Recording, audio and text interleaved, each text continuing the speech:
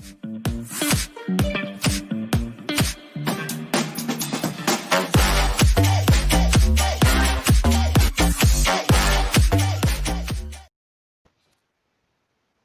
hey.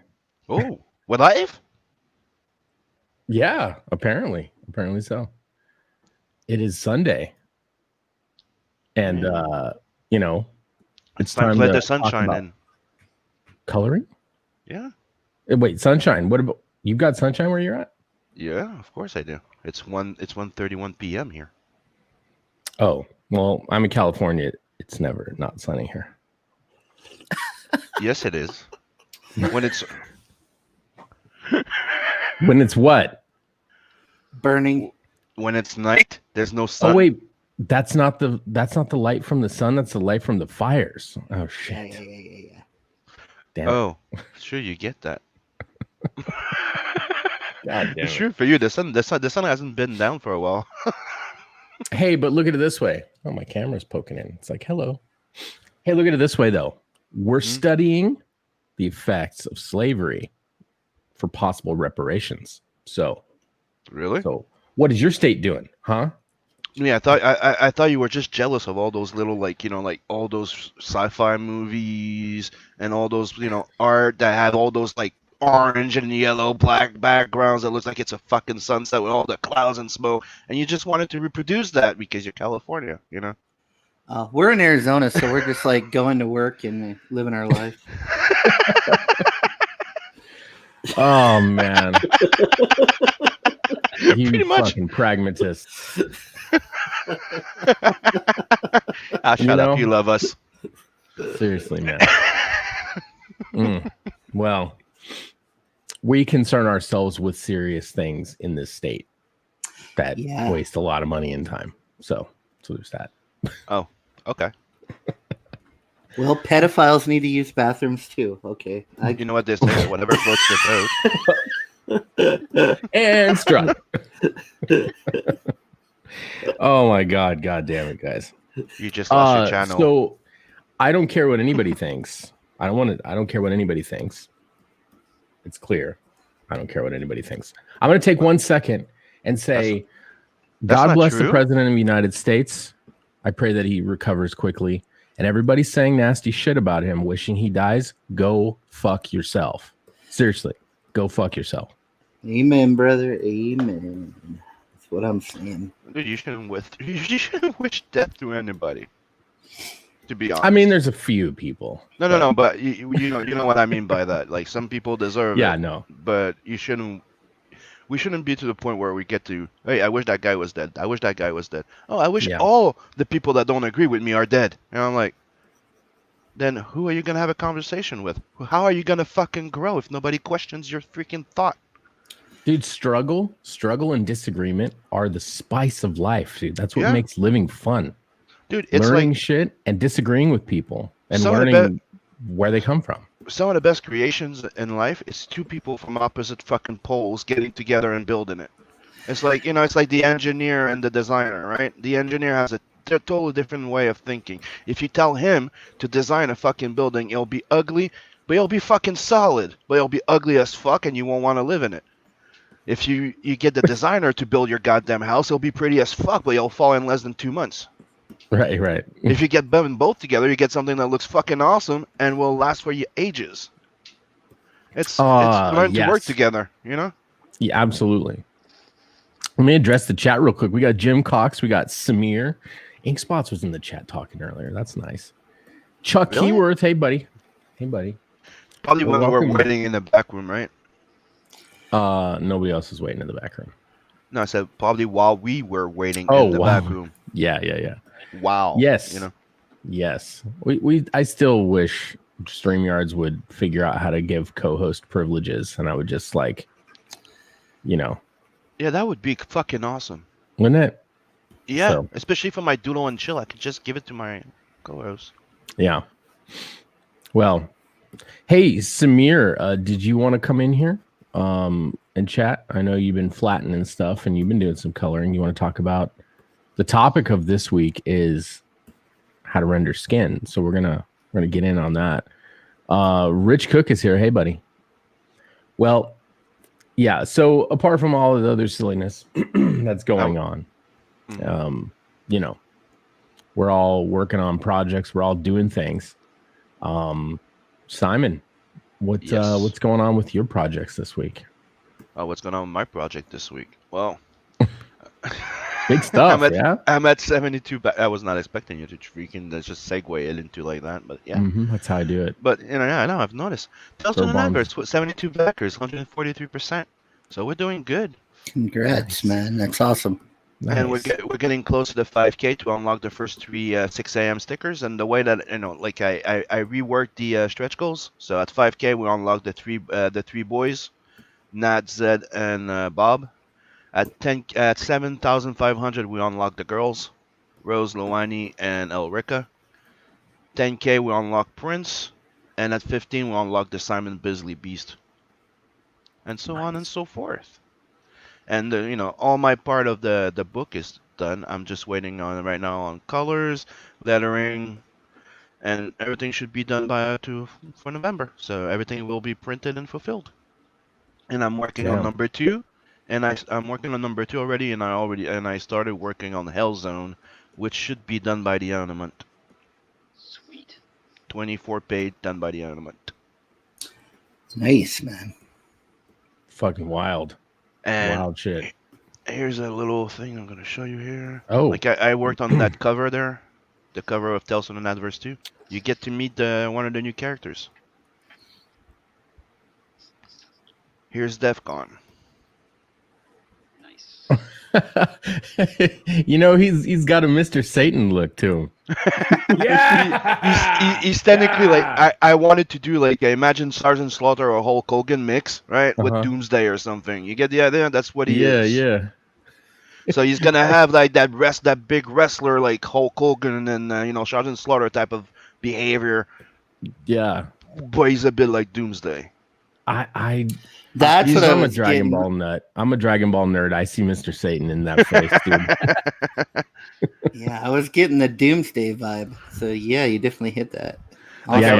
Totally. I want you when you look at him that you get the idea that he's the type of guy that you drop somewhere like a nuke. That place fucked up. Let's drop that guy there. Your characters always have such interesting weapons. Like there's little flavor to every one of them. Like, but the reason why I did those type of guns because I was seeing him as a brawler, right? So I'm like, if that guy has guns and knives, his guns need to be punch. He needs to be able to punch with those goddamn guns. So I'm giving him brass knuckle guns. That's the idea I'm trying to go with. So you can go with his forearms and just start shooting and punch somebody and shoot at the same time. So you're gonna see him punch a guy and punch a hole to him. Damn, dude. Yeah, your Vincent character, he's got those blades on the bottom of his guns, and a lot of times he stabs somebody through the chest and blows the hole out the back of them. Yeah, I like on the variant cover. You know what? I'm not just gonna stab you. I'm gonna blow a hole in you, and then I'm gonna bite you. So it's like the triple threat. Yeah, or when he stabs the guy under the jaw and he blows his face off. Yeah, fuck. There's so much brutality in there. As I was going, one of the main ideas with Vincent was like a guy that believes to beat death. Like like I said, like it was the idea of like a guy that thinks that he's death type of thing, right? That he has that inside him. And I'm like, what can I do that hasn't been done? Like we've seen guns with a blade under it many times, but never used properly. It's either they shoot, and they do that swipe slice, and that's it. And I'm like, what can I do to make it interesting? So that was one of the big points that I tried to have fun in there, like the punch the hole through the chest thing, then the face thing. Yeah, have you seen the new Rob Willis piece where that one guy's jumping and he's holding the gun? That was a weird way to hold a gun, huh? I haven't seen that before. It's almost like he's holding a sword, but it's a gun. So yeah. I thought that was an interesting take on a gun. Yeah. Ink Spots, what's going on with your projects this week? Welcome to the show, by the way, Samir. Hey, buddy. Hello, Hi, Samir. everyone. Yay, Samir, what's up, man? Hi. Samir is flatting some cash grab for me, so that's awesome. Yeah, I just sorry about the delay for InkSpot. I was just, I don't know, for some reason I was just keeping the flats to myself, And I thought, I don't know why. I was like, I'm going to finish all of them, then send you all of them at once. That was a bad decision on my part. Sorry. Oh, it's fine. I just ran out of pages when I contacted you. I was like, I'm out of pages. Hey, where's my flex? Steady No, flow, steady He's flow. That's doing what a you great need. job, though. So yeah, Yeah. I'm happy with it. Just keep that flatter prostate healthy, so you get a steady stream. You know what I'm Yeah. saying? So this Huh. week Yeah. I've just been doing the cash grab and working on a little bit on my own children's book stuff. So yeah.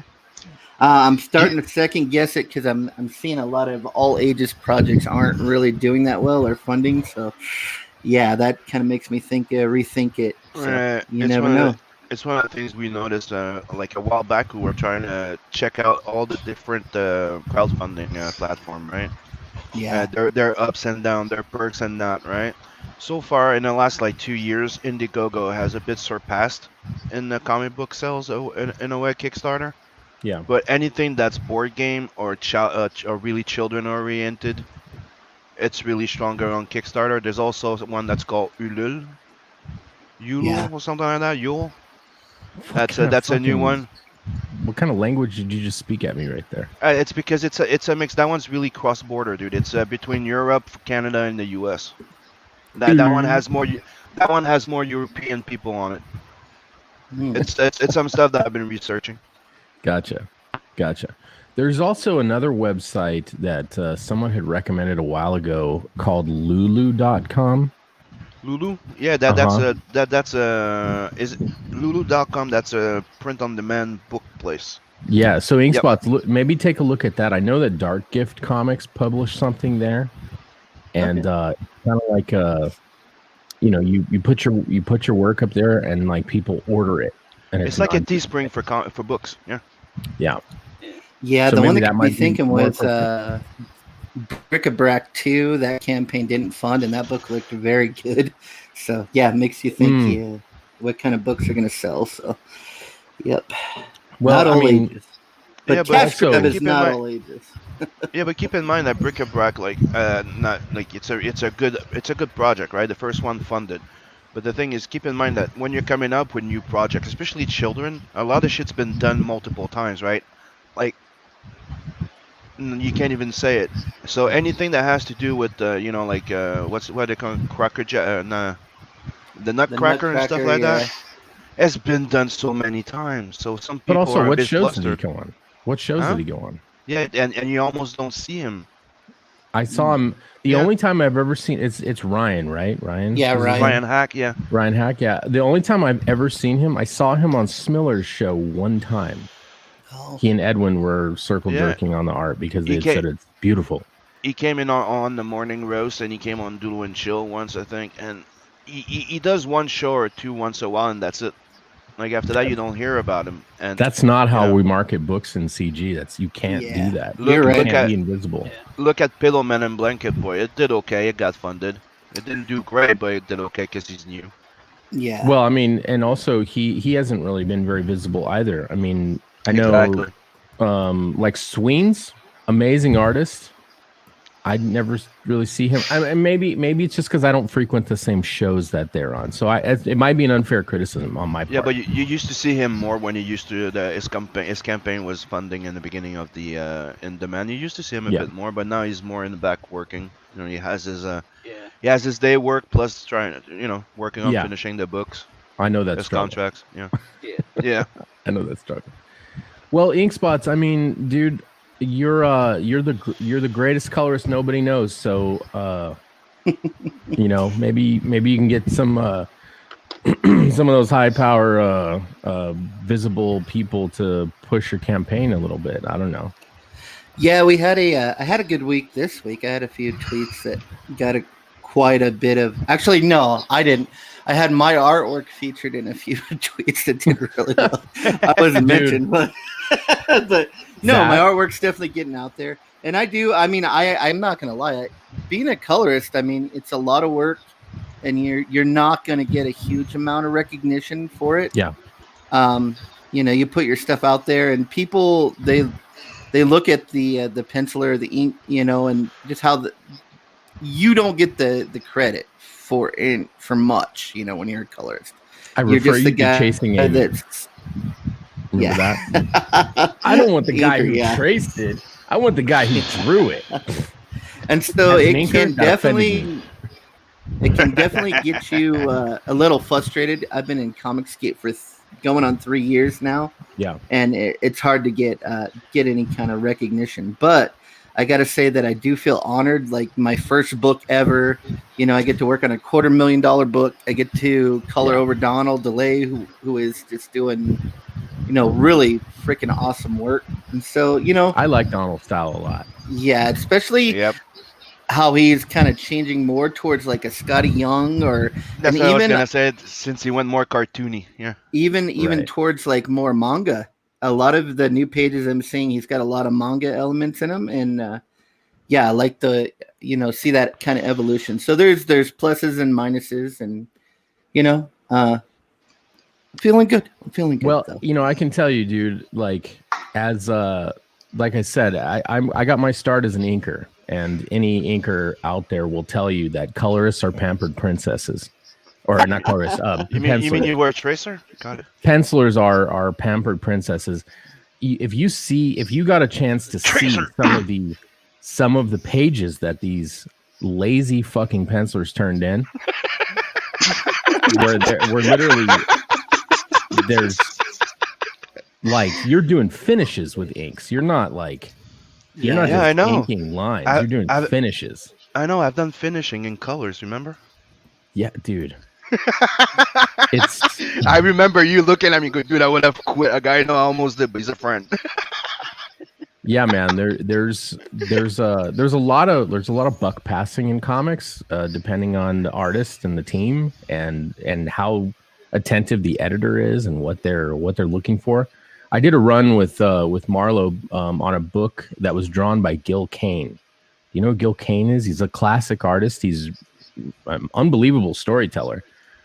But his panels were drawn so loosely, and I was gonna say everything I've ever seen from his pencils have always been really loose like that. Yeah, dude. Imagine them being looser. I like what Jim Looser said. than that. Oh, I like man. what Jim just said. Colorists are the bass players. We are the bass players. Yeah, Yeah. that's true. Yeah, yeah, and anchors are the rhythm guitar. You know what I mean? Yeah. Like never sing. They just strum. So anyway, That's what I'm saying. They're the drummer. it's They you just know drum. it's an odd business that we're in where the guy who scrawls out what the writer wrote down is the you know most exalted of the group.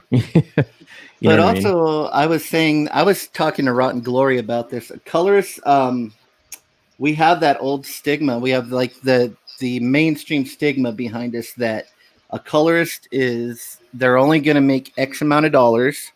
They only get this amount of attention. They're really like a low level. You know, that's like the mainstream old school kind of way that you were looked at.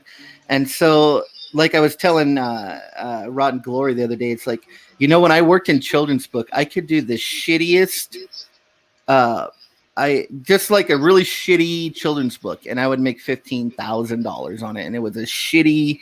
No one was going to read it. I'd make 15 grand. Whereas you can do a high profile comic book that makes, you know, a lot, hundreds of thousands of dollars, and you're probably only going to make, if you're lucky, you're going to make $4,000 or $5,000. So there's a huge wage difference between comics and other art forms. If I do an illustration for packaging, I could get anywhere from, $1,500 up, $20,000-$30,000, even if you're working for the right client. So it's like saying like in storyboard, you basically make like the page rate of a full page of comic for a quick layout. Yeah, so you really got to have some sort of love for this medium, or you're just killing yourself, So not everybody's Jim Lee. Not everybody's making millions of dollars scrawling out shit that someone's going to immediately put on eBay. Yep. Well, anyway. It's a labor of love. I think we all agree. That was a tangent. So sorry. Tangents are the lifeblood of these streams. But dude, it's the same reason why when all this shit started, most of the big artists in mainstream disappeared. People are like, where the fuck is that guy? Where the fuck is the other guy? I'm like, they're working for video game company and Yeah, movies, they're for concept making- art and storyboard because Yeah. they're getting paid 10 times, if not more. Dude, Yeah, they're making money. That's what they're doing. And they're not chained to their desk. no, dude, No. it's like when you're doing storyboard, you can easily make 1,000 in a day, Yeah. Yeah. easily. Same Michael thing with concept Beacon. art. Hi, Yo. Power Ginger Hello. brother. Yep. That's right. How are you doing? What have you been working on this week? I'm good. Just been doing some Inktober drawings between colors. Just still pimping out 7 Legions. Since I'm doing Inktober too, I've been throwing in a little Inktober drawings for whoever backs during that day. So Ooh, got this one here for whoever backs next. is that a rocket powered axe? Yep. There's that rocket-powered jetpack dwarf on issue 2. You mean that this book is- that should have been out already, but not? Damn, Ow. that's awesome. Dude, it's an inside joke. I keep pressuring him that dwarf needed his own book. Yeah. Oh, Come on, a jetpack Oh, the dwarf, I got rocket-powered you. axe dwarf. Come on. What is the dwarf's name? It doesn't- Jogar the book- Olmsted. The book doesn't even need a title. You just need to put the dwarf with the rocket. His name is Jogar. Yeah, Yogar Olmsted. Nice. That's a Yeah. power name right there. See? Yeah. Nice. Yeah, so here's how he's going to look in issue 4. Fuck yeah. Yeah. So he's got like a little bit of sci-fi Viking look to him.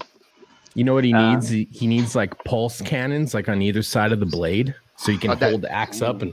No. That comes with the the big exo armor. Dude, I'm telling you, that thing should. Yeah. Yeah. Tim's got a hard on for dwarves. Yep. yeah, me too. As long as they got a gun, right? See, there you go, Michael. The proof is there. Well, the dwarves are gonna be a big part of issue 4. So Nice. It's a little issue. little issue, little dwarf issue. That's right. It's gonna be an ash can. Yeah. I wouldn't be opposed to the dwarf ash can for a future campaign. Yeah. Right? I'm gonna try to start including ash cans in my campaigns, but It's gonna be on 3x5 cards. Might Yeah. even be easy to find an artist and a colorist, right? yeah, There you go. That's funny. We have a lot of dwarf fans here, Mm-hmm. and I especially bet if he's people a would, ginger, right? yeah, I bet people would be especially a fan of a dwarf on a jetpack who pilots a Viking mech. So Yeah, that's what I'm saying. Ooh. yeah. So he could be See? real size, normal See what size. the fuck I'm saying? Well, more like about the size of a Gundam. Oh, okay. Whoa. Yeah. So he's literally like a pimple in the Gundam. True. Oh, but could you imagine like a dwarf gets into like a normal size man body, like as his Gundam? He's just like, ha ha! He's like, you're just normal size, dude. I'm not really intimidated. True. Oh, Samir. Could you Samir, really my brother imagine? from the other side of the planet. How are you? But could you really imagine what a dwarf normal size would look like, dude? It would be fucking scary how massive that thing would be. Sorry. It will look like the Hulk, I think. Right? Like a mini Hulk. It would be freaking weird. Yeah. What's going on, Samir? Welcome to the show, man. Yes, thanks for the invite. problem. I'm kind of nervous because there are so many stars here. I mean, I feel more comfortable in Rod stream for some reason. We're stars. What the hell? Yeah. When did I that don't- happen? I mean, from my perspective, you're all stars, man. Because Aw. Well, thank you. Thank you. That's For high honor. praise, man. That's high praise. Well, all I can say, dude, is I'm excited to see your progress. I really enjoyed your take on that bust of Cyberfrog. You know, you went really Mhm. manga with it. colors are really bright, real juicy. Don't sell yourself short, man. Keep at it. Yep. So, Yeah. so I hear you're the flatter for Cash Grab. Is that right? Yes. I begged for this job, so I got it. You begged for it. You're like, I don't think Yes. you begged for too long. You probably just went to look at my flats, and he was like, yes. I need a Yeah. flatter now. I can tell you right now, just from conversations I've had with Ink Spots, he's probably like, okay, dude, somebody wants to flat. Please don't suck. Please don't suck. Please Yeah. don't. Oh, he's good. Oh my God, he's good. We're good. He's doing more than I need. Fuck. I'm in heaven. You know what I mean? So yeah. I hear you've got a really methodical way you go about flatting. You break things out into really concise pieces and like do all kinds of. Well, that's not the reason why I do it. It's because my Photoshop is bugging and I cannot use the lasso tool.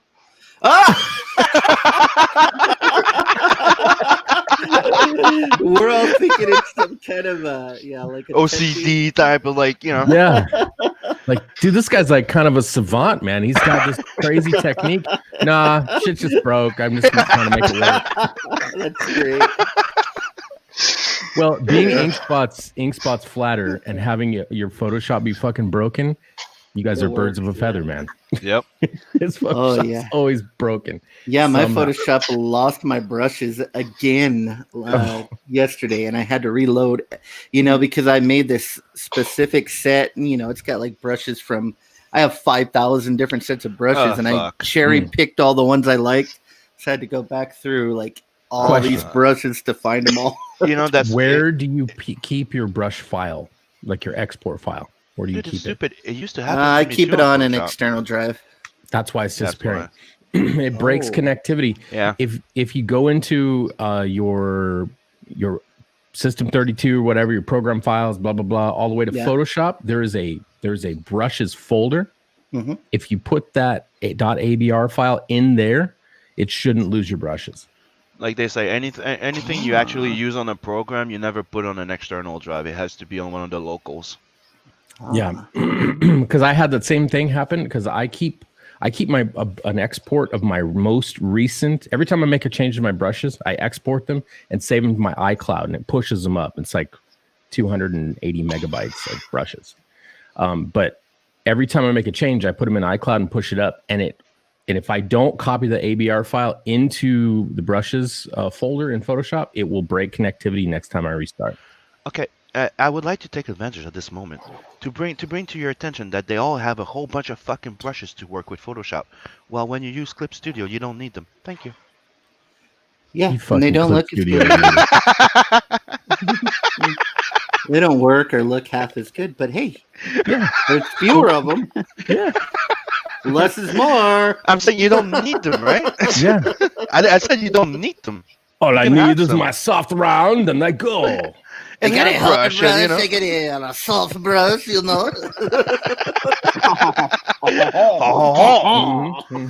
gotta make fun of the French. You know what I Canadian. mean, right?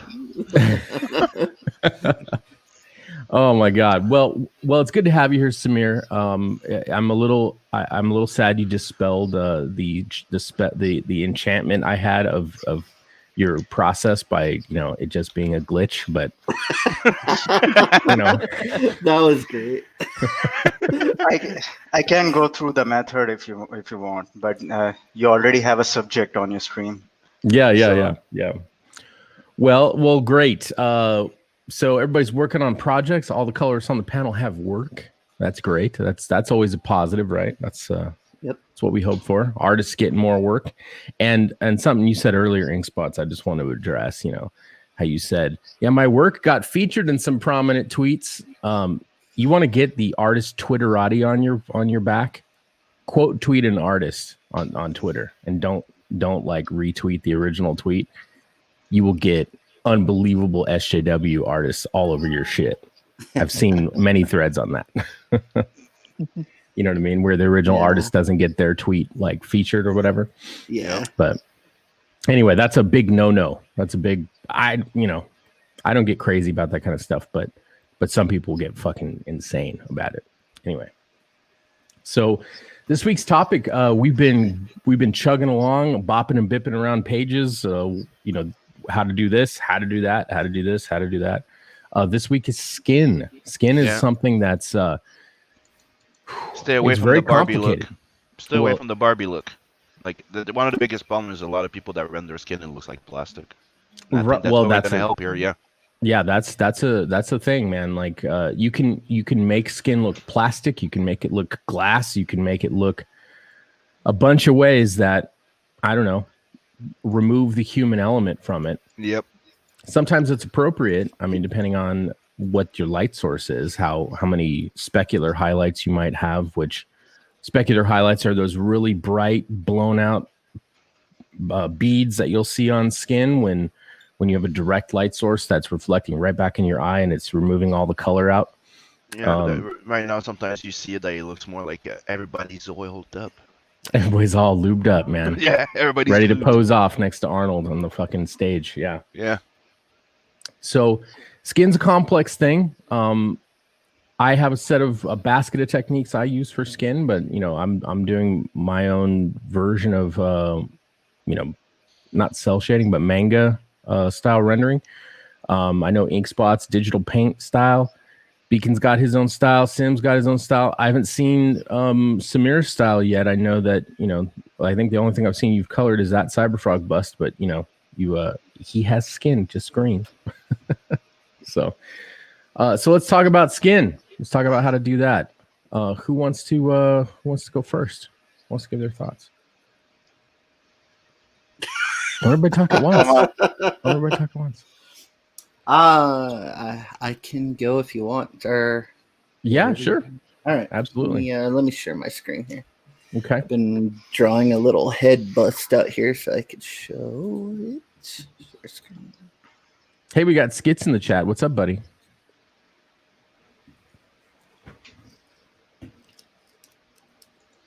All right. Here we go.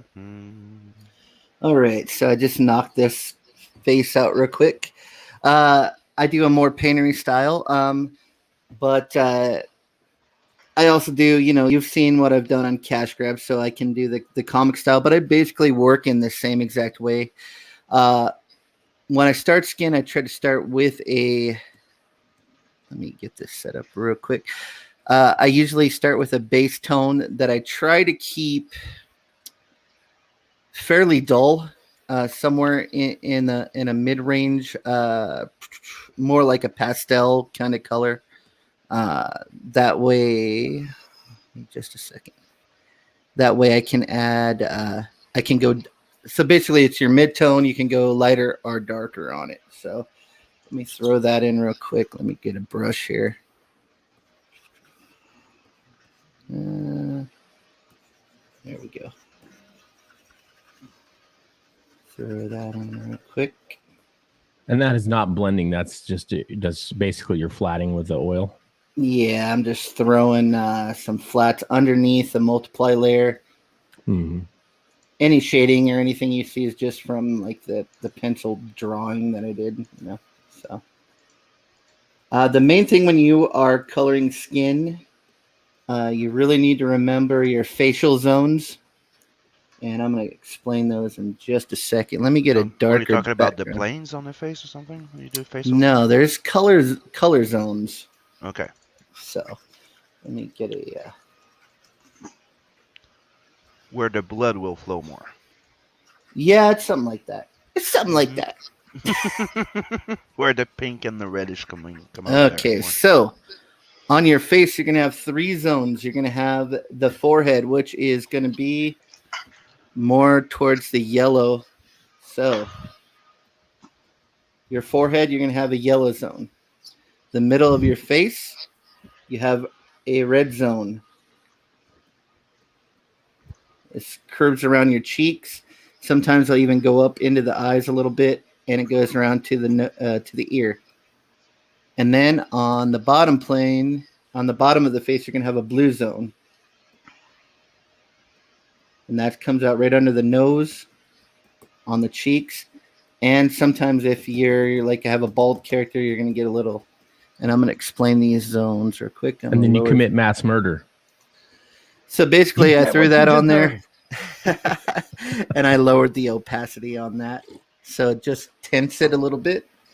So the reason why you have these different facial zones is because you have a lot of meat on your face, you have hair, you have bone, and they all are going to look differently when light hits those things. So let me grab a round of wet oil. Now my brushes are all rearranged from what I'm used to. So, okay, so we have this yellow zone. And the yellow zone happens because one reason is because usually the human, if you're a human, you're lit from above from sunlight. Sunlight is yellow, but that's not the only reason. Also, what happens is the light comes in, goes through your skin. Your skin is thin, and on your forehead, your skull is very close to the surface. So the light bounces off your skull, and it gives you that yellow color bouncing back out at you. A lot of what you're seeing in the yellow zone is a little bit of the transparency of your skin actually showing some of your skull through. So that's cool. I think that's cool anyway. Okay. So Yeah, yeah. super cool. So you have really thin skin here. The light, hits that skull, picks up a little bit of that color, bounces that back out. Now in the areas that are red, the light comes in, and these areas are thicker. They have some mass to them. I don't know if you're picking that up. Yeah. So, think of it as like a 3D model. And so there's some mass here, and the skin hangs down. So what's happening here is these light waves are traveling. And when you have light rays, you have every color in the spectrum. So you have blue. You have every color in the spectrum of light is coming and hitting you. Even if you have a colored light, it has every color of the spectrum in it. But what happens is the light enters into the skin here, and all the other light rays are not strong enough. They can't penetrate. But red is the light wave that can penetrate all the way through the skin. So the red light waves are going into the skin here, and they're exiting over here. Also, what they're doing is inside of your skin, they are bouncing all around. So when those light rays bounce around inside of your cheek or inside of the loose skin on your nose, they cause what's called subsurface scattering, and that's where like the inside of your skin picks up a slighter redder color because those red rays are the only ones that can penetrate, and they're bouncing back out at you, so you can see the blood inside of your cheeks, and so you get the subsurface scattering right here in the nose and the cheeks. And then the blue color is actually pretty easy because on women you don't get the blue as much, but what you'll get is the skin tone slightly shifted towards the blue color, and that's because of hairs, slight hairs or stubble on your face. Same thing up here in the hair area. And so that's why you get the three facial zones. You get the yellow, the red, and the blue. And then sometimes, depending on the person, you'll even get a slight purple area in the eye area. But that depends on the person. That's because, the blood vessels and stuff close to the surface, and they'll stick through a little bit. So you get a bit of a purplish hue. Okay, so after that, usually what I do is I'll throw a multiply layer over this whole thing. Don't start. Like Photoshop, better behave. Multiply. I'm going to throw a multiply layer. I go with question, Ink. Yeah, go ahead. Did you check the amount of RAM that your Photoshop takes when it runs? Because you can actually. I'm running 70%. Okay. Yeah. Because I was thinking maybe that would be why you're having some issues sometimes. Because that was one of the issues I had. No, I actually didn't have any issues till updates. I had that triple update. Now everything has never been back to normal. So. Okay. Sorry for interrupting. Not a problem, man. All right, so we're going to do some yellow light, maybe some orange light coming from the bottom. This is simulating light bouncing up from the ground, maybe a little darker. And then I'm going to put some blue light hitting it from above. That's simulating like a fill light from the sky. Basically, I'm just darkening this thing up a little bit so that I can put my other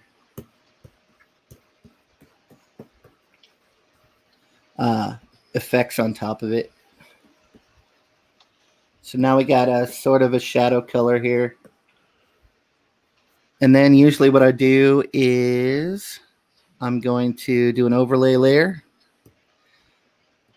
And then I'm going to decide where my directional light's going to come from. So let's say my light's going to come from this way. So I'll just start lighting this up. Different brush. So I'm just going to start. You're such a painter. You don't even undo. You're just like, different brush.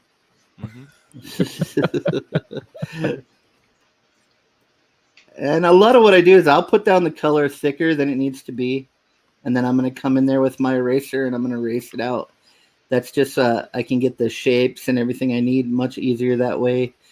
We're going to get a little light on that edge. And a little light on the top there. Maybe there's some light hitting around the. There's a shape on your cheek right here that's like almost like a shelf. So you have a top. It's like this. You got a top and a corner, and it kind of goes down. So this will be in shadow, and the top of it will be lit. So that's a good shape to remember. Maybe there'll be a shadow. I also like to carve out so I know there's going to be a cast shadow here from the nose, so I'll carve that out a little bit. And I know there'll be a shadow right here, so I carve that out. And then I'll figure like my Terminator is going to be somewhere right in here on that side. Then I'll get my blender, which is just a smudge tool. If you go to look up on the internet, Sam's Tasty Art, he's a concept artist, and you can pick up all the brushes that I'm using right here, there for free. And they're just they're great brushes. When I took his class, I picked these brushes up, and they just seem to work a lot better than most brushes you can get out there. So now I'm going to go back in with my eraser, and I'm going to start erasing out. Just proving more my point. Dude, I got frustrated with all those brushes. I love brushes, man. I have thousands of them. Same here. I have thousands of them. I have hundreds of those thousands that I've never even clicked on, though, unfortunately. Yeah. I've actually gone through every single set to find out what I like. So, okay. So let's see. We got this muscle here. And again, reference, guys. If you don't know how something's going to look, grab reference. There's absolutely nothing wrong with grabbing reference for different lighting situations. Always use reference if you don't know where something is. You can't always do it on comics. You're kind of going from your mental storage, what you've learned from doing, painting, for a long time. This is all from like my memory. It's not always correct, but it doesn't have to be correct. Cause, comics are like movies. It's like you try to reproduce the the original lighting, but you always enhance it with an extra light in the back, like the rim light or the. Okay. But I think to Inkspot's point, you don't want to ever invent light sources. Mm-hmm. Yeah. That's you base it on the reality, then you can enhance it. When you're first starting, it's actually better to keep it simple. Start with one light source, and then get good at doing one light source and rendering forms, figuring out edges and how things round and things like that. And then once you can get one light source down, then start adding other light sources, So like what I would do here is I try to go back and forth between light and dark, and then even it out. So now that I did a light layer, I would go back in and underneath the light layer, I'm going to make another layer. I'm going to put it on multiply. And then also with these layers, remember you got that layer on there, but you can turn that opacity down.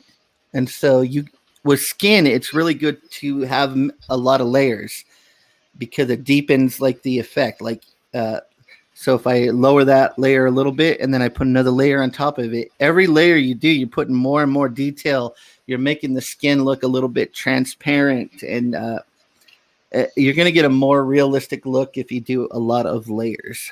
So now that I got a light layer, usually what I would do is I would turn this down maybe to like 90%. And then I'll do my dark layer. So I'll get a multiply layer, and I'll get a dark red color. I'm going to put it on there real quick. You know, it's too dark, but I'm going to lower that in a second. I got my Terminator here that I want to make sure gets through. Cast shadow. Just defining forms, finding the edges of stuff. Now I'm going to turn that layer down until I like the way it looks. Come in there with my smudge tool. Blend it in. Erase out what I don't want.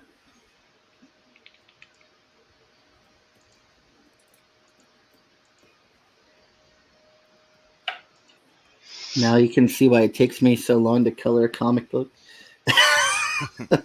I'm preparing 2 examples. Yeah. Yeah, dude. Coloring like painterly, it takes long. And you're gonna go through the steps of it's gonna look like crap for a little bit, and you're gonna get frustrated. You just got to push through that. I have a question. I'm noticing that everyone colors in RGB. Is there a reason for that? Yes. Go for it, Spartan. So when you're dealing with an illuminated screen, right? The colors blend better. The light spectrum is more robust in RGB, and your drop shadows and effects the black point values, they will be more true. They'll be bluer and cooler in certain respects, where in CMYK they'll tend to be more yellow and more desaturated and stuff like that. But it's always good to in Photoshop, and all the clip studio elitists can chime in afterward. But if you hit Control Y or Command Y, you can proof your colors in what they will look like in CMYK. So when you're selecting and color picking, if you always pick a color that's in gamut or the range of color that can be printed with CMYK, you will always be able to, you always know that you'll have a color that can be produced.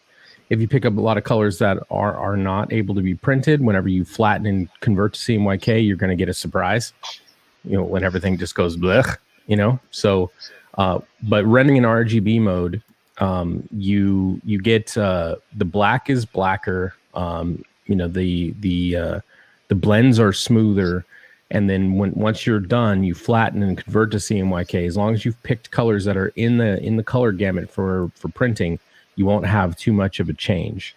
But yeah, that's one of the reasons why I color in RGB mode, is because the blends.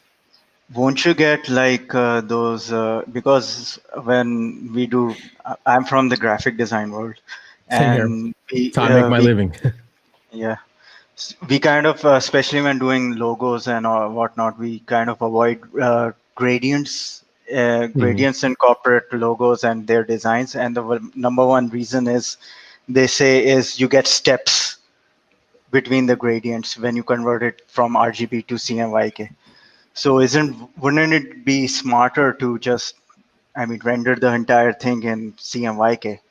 I don't see a reason to work on RGB as much.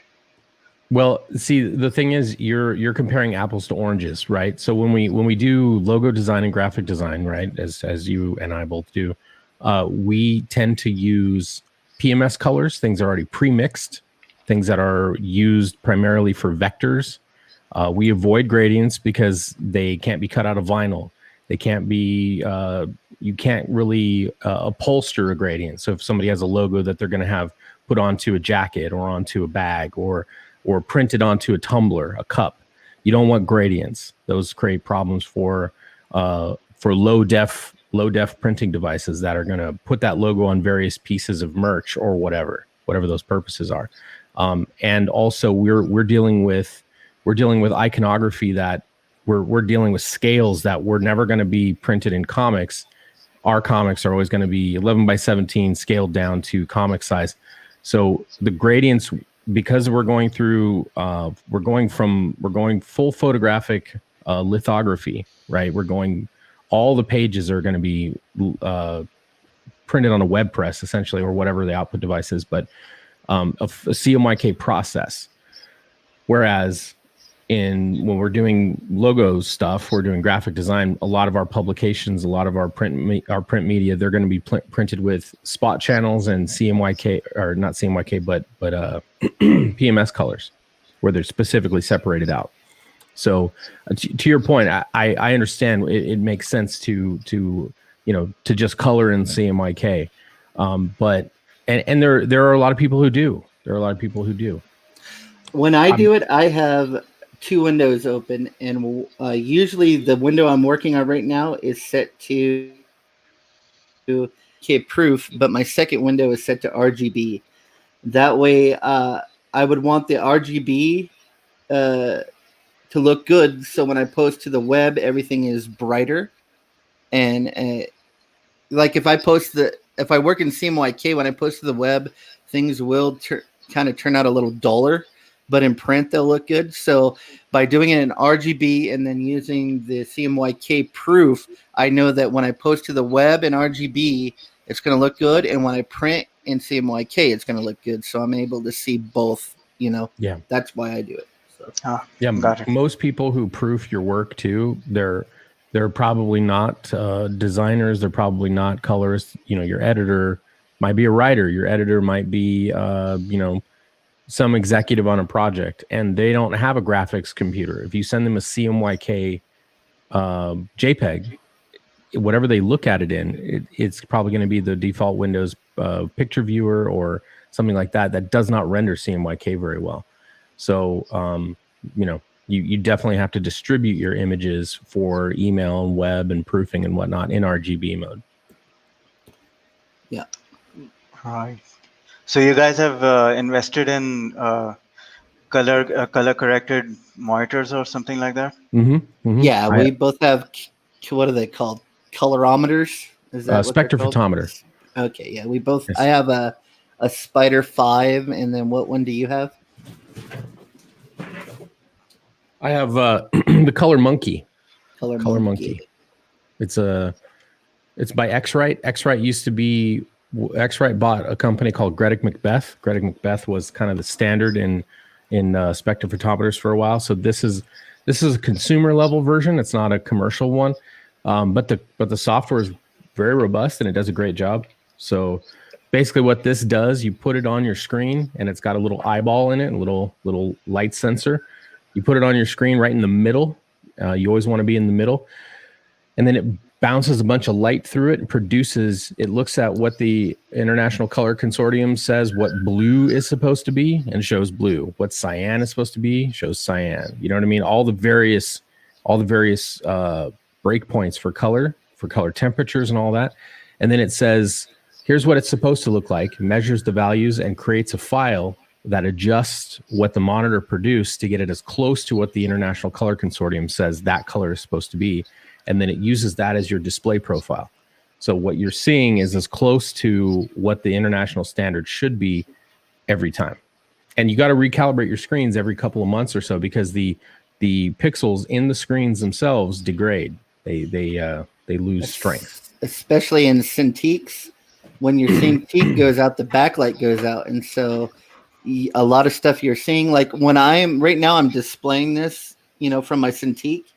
It's a whole lot darker, and that's because the backlight on this device is starting to go out. But on my other screen, this is very bright. So, it looks a little dull here, but yeah, it's because of the Cintiq. And so you have to just keep calibrating it. That way you can make sure that everything's correct. When you go to print, or else you'll end up with a big mess. So. Yeah. And Skits makes a good point too. RGB allows me to use more special effects. That is true. Yeah. If you're rendering in CMYK and you do some kind of a blend, the blend will look muddy, and then you can't produce this certain type of blend that you're looking for.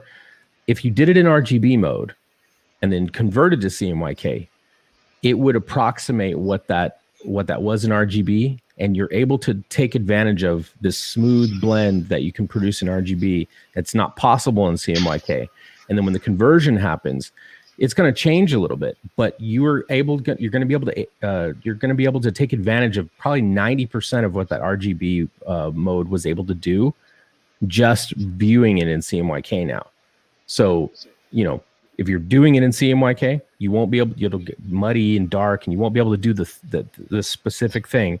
I can't think of an instance or exactly, but there have been many times throughout working in both RGB and CMYK where that's been the case.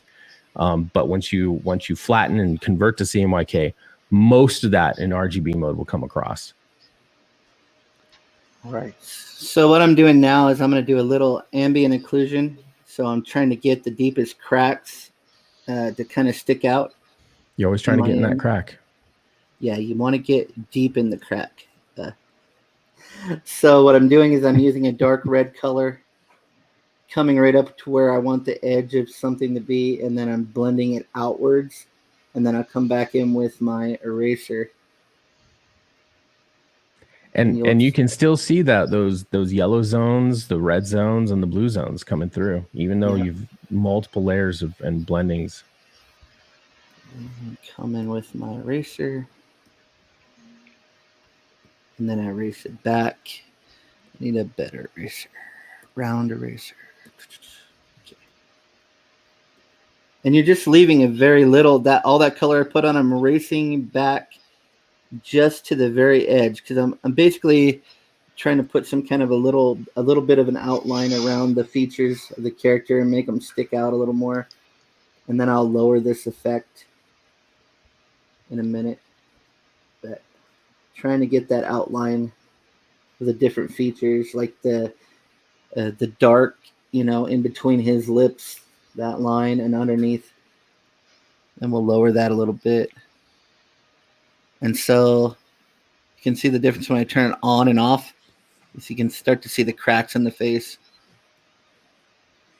So, but anyway, this would take me it takes me a long time to paint some. This would be like a rough underpainting, and then I would spend hours tweaking all the facial features and everything. Let me just show you another thing. So we got the main light source. We got a drop shadow. We got ambient occlusion. We got the facial, different zones of colors in the face. Another thing you want to think about is bounce light. So we got the light.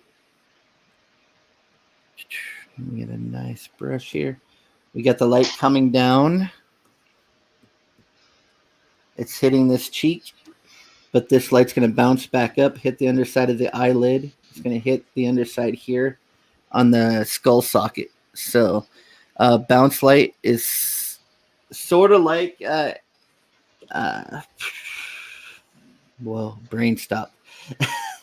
Sort of like the light inside the cheeks, where it's going to be a lot more saturated, because what's happening is you have a yellow light and it's picking up the skin color and it's bouncing that same skin color back into the same color. And when that happens, you're going to gain a bunch of saturation. So a lot of times the bounce light is going to be the most saturated spot on the surface of the skin.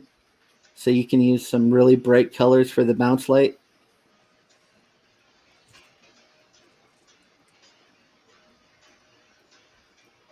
So right here, it's going to hit that nose and maybe bounce up inside this socket a little bit.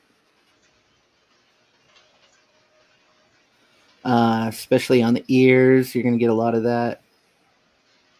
Bouncing up here.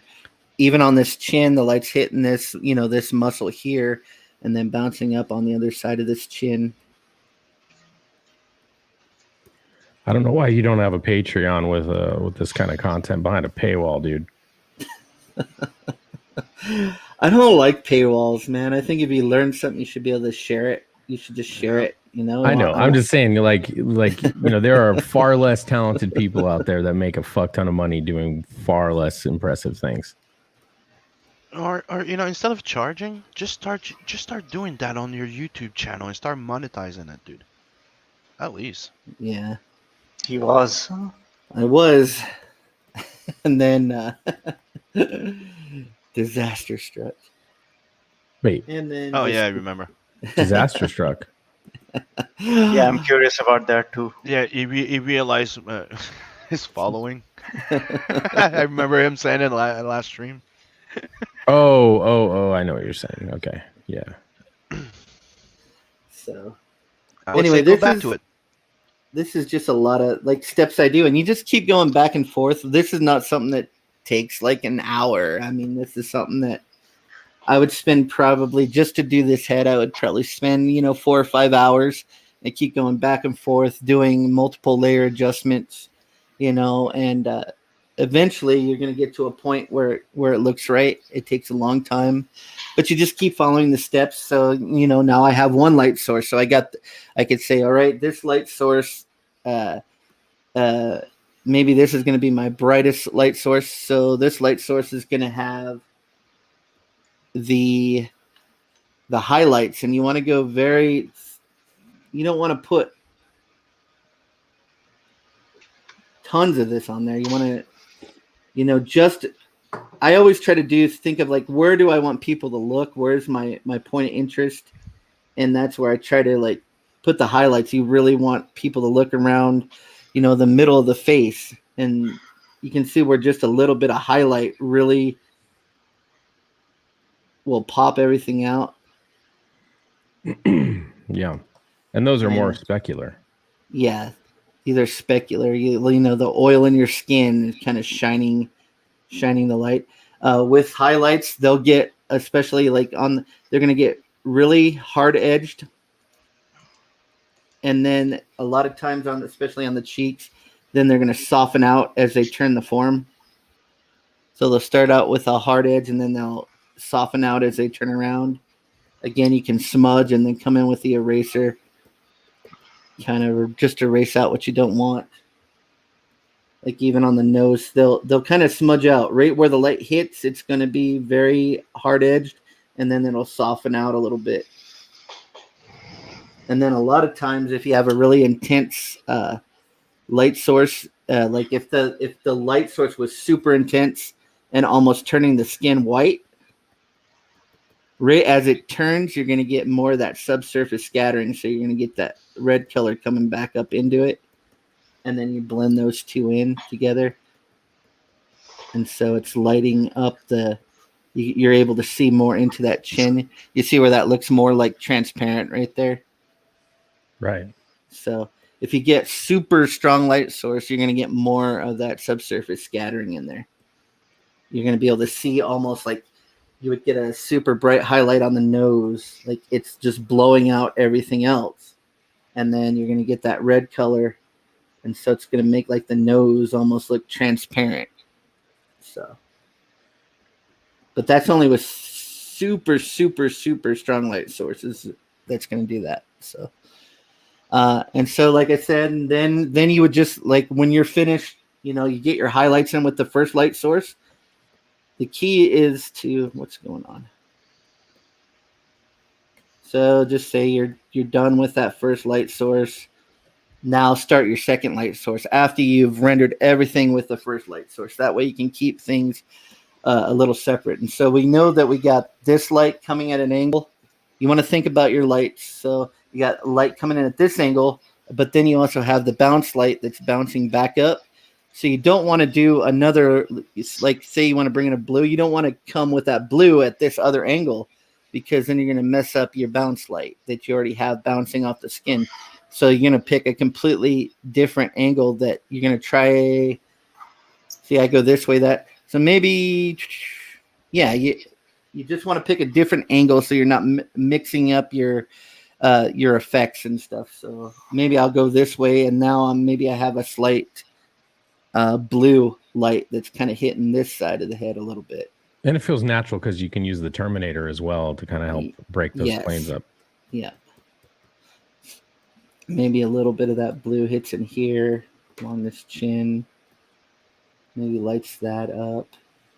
Maybe just in the top there.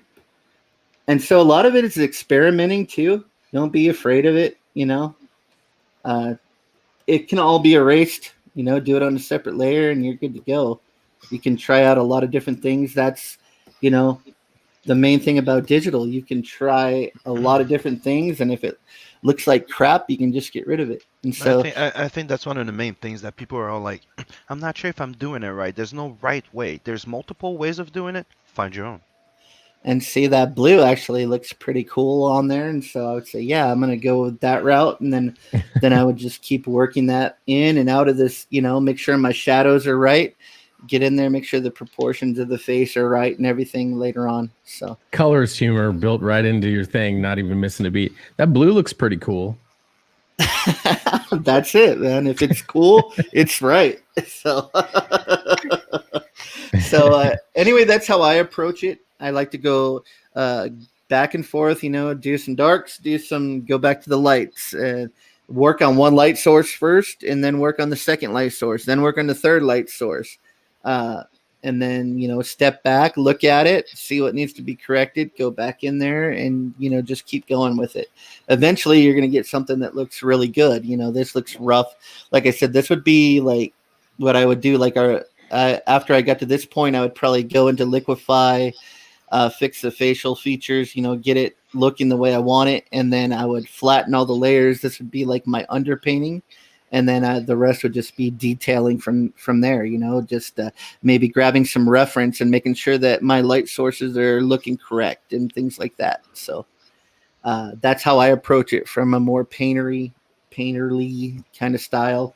If you look at my cash grab stuff, you know, it's the same sort of technique, but less layers. You know, maybe I'm only going to use one layer for my light source, you know. So I'm not going to like reduce it and then go another layer on top of it. There's no point, because the line work is there to define form and stuff. So basically when you're working on comic stuff, it's more about, it's going to be more about those gradients and getting those right in light color. So that's all I got, Scotsman. Amazing. You know, can you turn all your layers off and let's look at your grayscale really quick? Grayscale is gone, man. I flattened it out. You overpainted it. Oh, okay. Yeah. My computer was that's messing the up. painterly way. And just a little technique thing that I see you clicking on all your eyeballs. Mm-hmm. If you click on one and hold your button down and drag across them. Yeah. Drag down. Drag down. Keep your finger on it and drag down. There you go. You don't even have to click. It just does it by itself. Yeah, click and then drag and it turns all the eyeballs on or off. Cool. Like it. Yeah. You forgot. Anyway, no, that's brilliant, man. No, I never knew that. No. You forgot one layer. I don't care. I'm not going to do anything with this anyway. So from a painterly perspective, you've got all the planes of the face. You've got very complex light bouncing around. You got two light sources.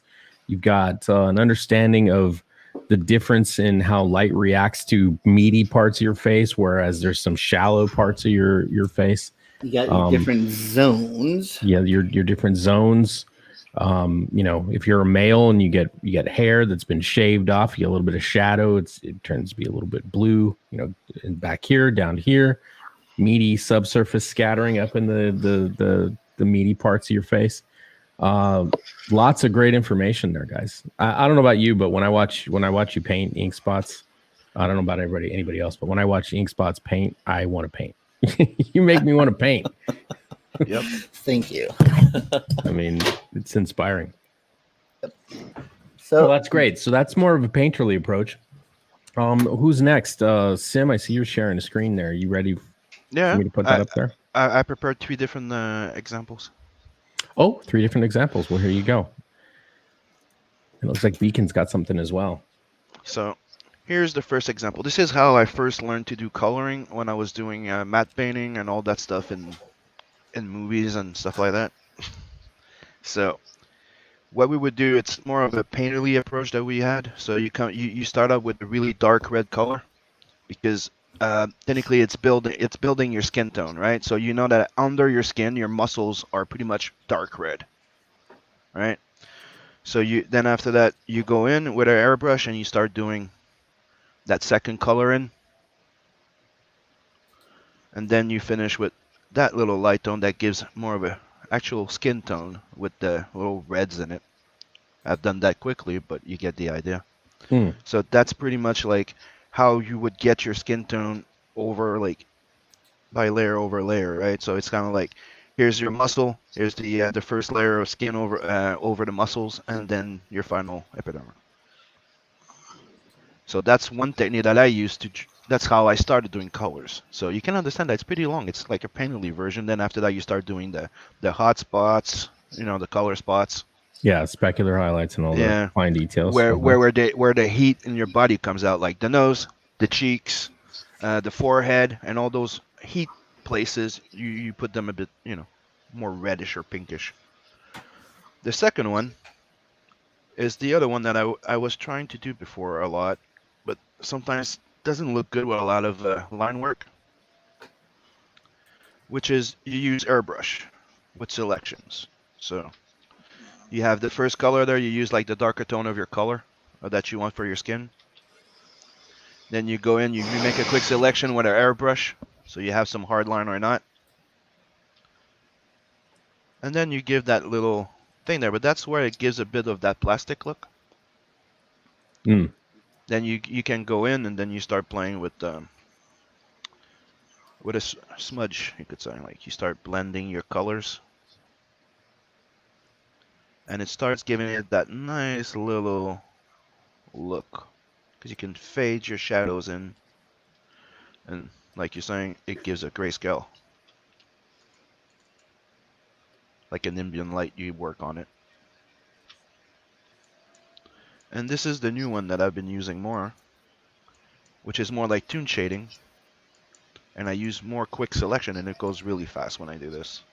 So I come in and I start cutting out the muscles a bit, like the pieces, like the shapes. Then you do a quick, like with this quick select lasso, you go in, you start cutting out the muscles a bit. Then you break in a bit of shadows, and then you start doing the same thing. But that's the one I'm using more lately. Then Can you zoom in the middle there a little more? A little more? Oh yeah, I can really see your technique now. Yeah, I can really it's working.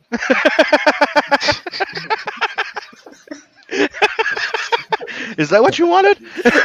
I'm getting a certain vibe, yeah. All right, yeah, can you just go in it again real quick?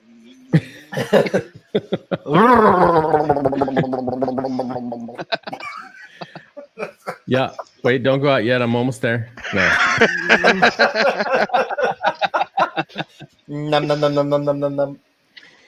Like I do like the finish of this when it's applied properly. Like it's the painterly version, and that's why Inkspot is so when he does this painterly thing, it looks freaking awesome. But it takes a lot of fucking time. Yeah, but it takes time, dude. Yeah. It's layer after layer because you have to break it down as in the skin. Because if you just go directly with the skin tone and you start putting highlights and shadow, that's when you get the really plastic look.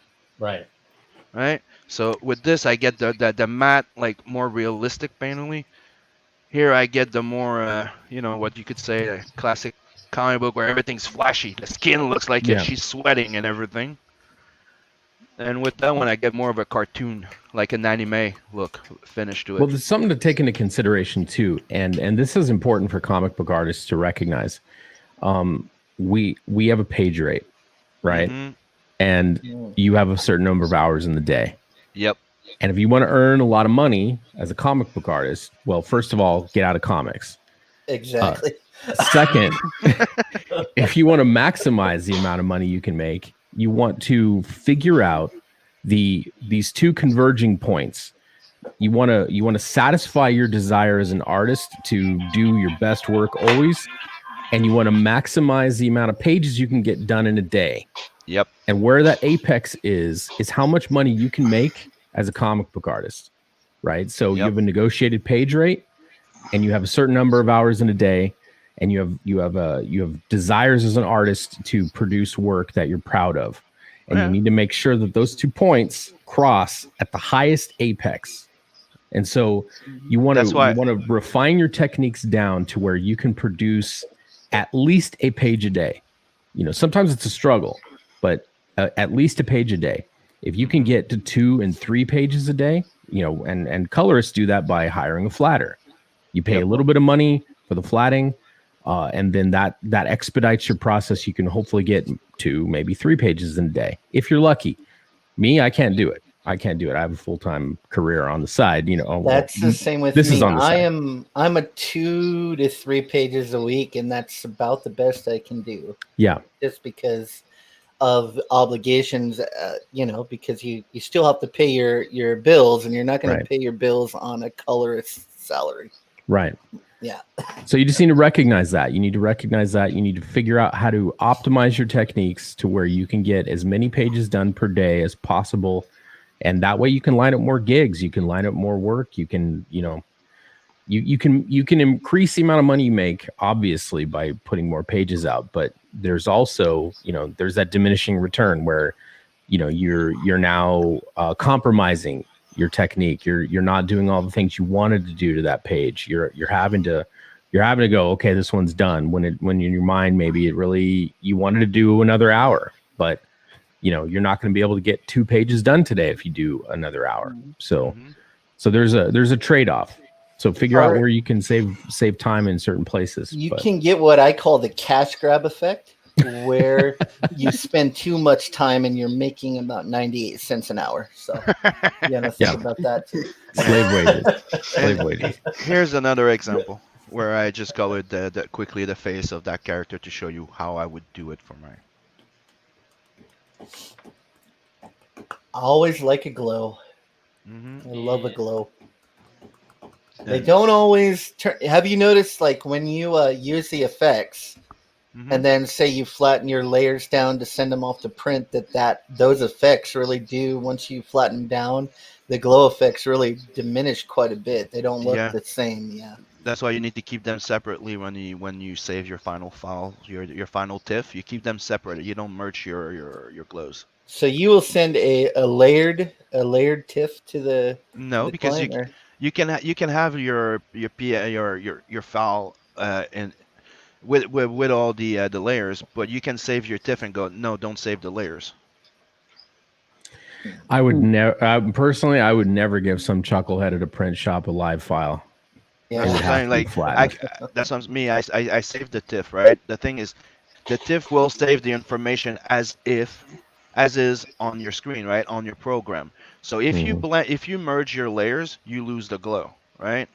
The other thing that I do sometimes to not lose the glow ink is it works in here in Clip Studio. I don't remember if they still had that. I think they do. It's a transfer effect to the lower layer. So merge all your layers. Then you get your glows and you go transfer the effect layer to the next layer down below, and you won't lose your glow effect. Yeah, I mean, I don't lose it. It just diminishes the how strong it is. But, I don't experience that. Maybe you don't have that. Maybe I got a jacked up friggin' Photoshop.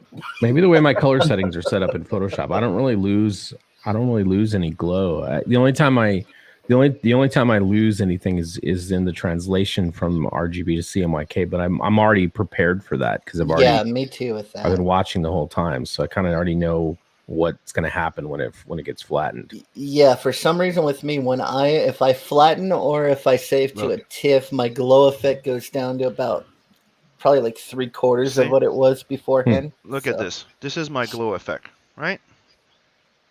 If I merge it with the skin, the eyes there, just for the hell of it, right? Merge down. Yeah. Well, there's a reason why that's happening because your glow effect is now baked into the layer below it, but it was using all the layers below it to to illuminate itself. Yeah, If you have a flatten the solid- entire without Well- merging down, if you flatten the entire thing, you shouldn't lose anything. Well, if I Yeah. do transfer to lower layer, it still does the same thing. So Hmm. if I leave it like that, save as a TIFF, and that TIFF flattens all the layer, but keeps the same information. That's Yeah. what I've been doing. Is there a is there a smart object kind of an option in Clip Studio? What? Smart a object. smart, yeah. Yep. There's a smart fill object. There's a No. We're talking about different things. In Photoshop, you can bake objects together into a layer.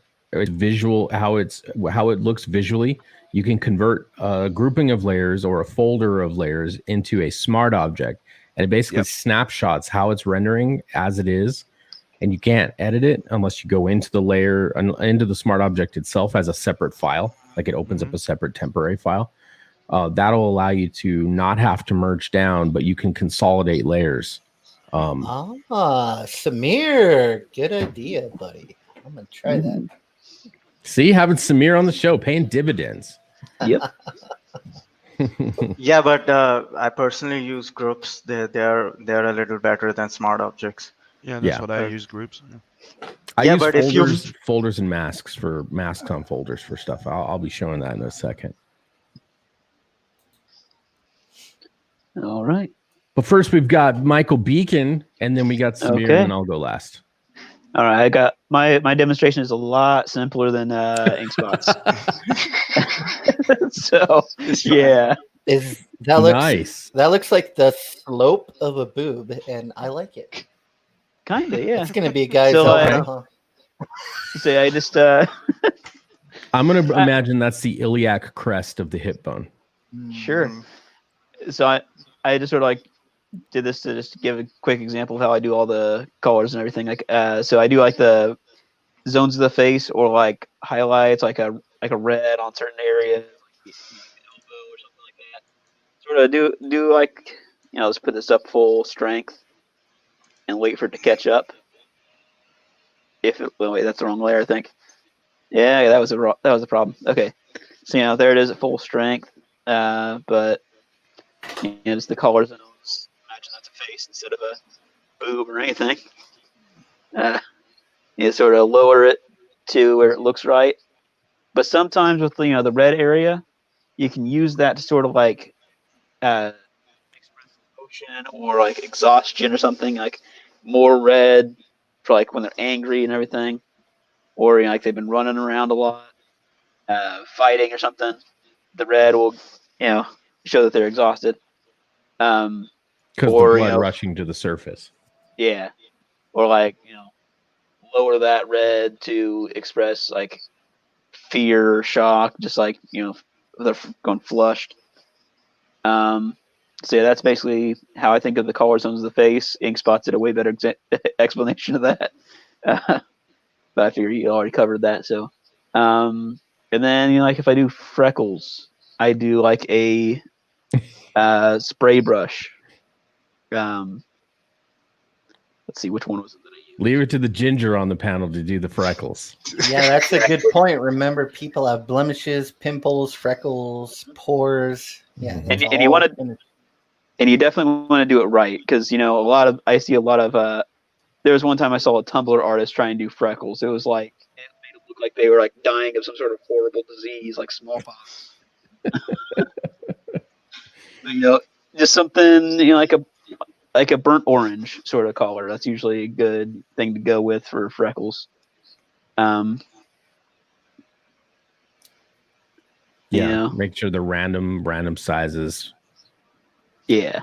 Another thing that we didn't go over, when the joints bend, we talked about the facial color difference, but you're going to have different colors in joints as well. Like when your knuckles are bent, your kneecaps, your elbows, you're going to have more of a red color in those areas. Yep. Because when you bend the joint, you're pushing the blood out of there, so it's constricting a little bit. Yeah. So then next layer up, the shading layer. I got two shading layers to show off different styles. So got this one for cell shading. Solid line. I go with a the setting is called Gamma Dark. Basically a burn layer. I did this burn layer in, I think, blue. Yeah. But, because how it works, yeah. So then I got a more painterly or gradient style here. And for everybody watching, this is Krita that he's working Yep. in. Yeah. So then when coloring skin, highlights can sometimes give a more wet look to the skin. So this is like my cell shading example. So yeah, my pressure settings right now are sort of messed up. So I'm just, not as good as I would normally do it. But yeah, so this sort of looks a lot more wet. That's what she said. But yeah. So where was I going with that? Play with the opacity, get it to where you want it to look.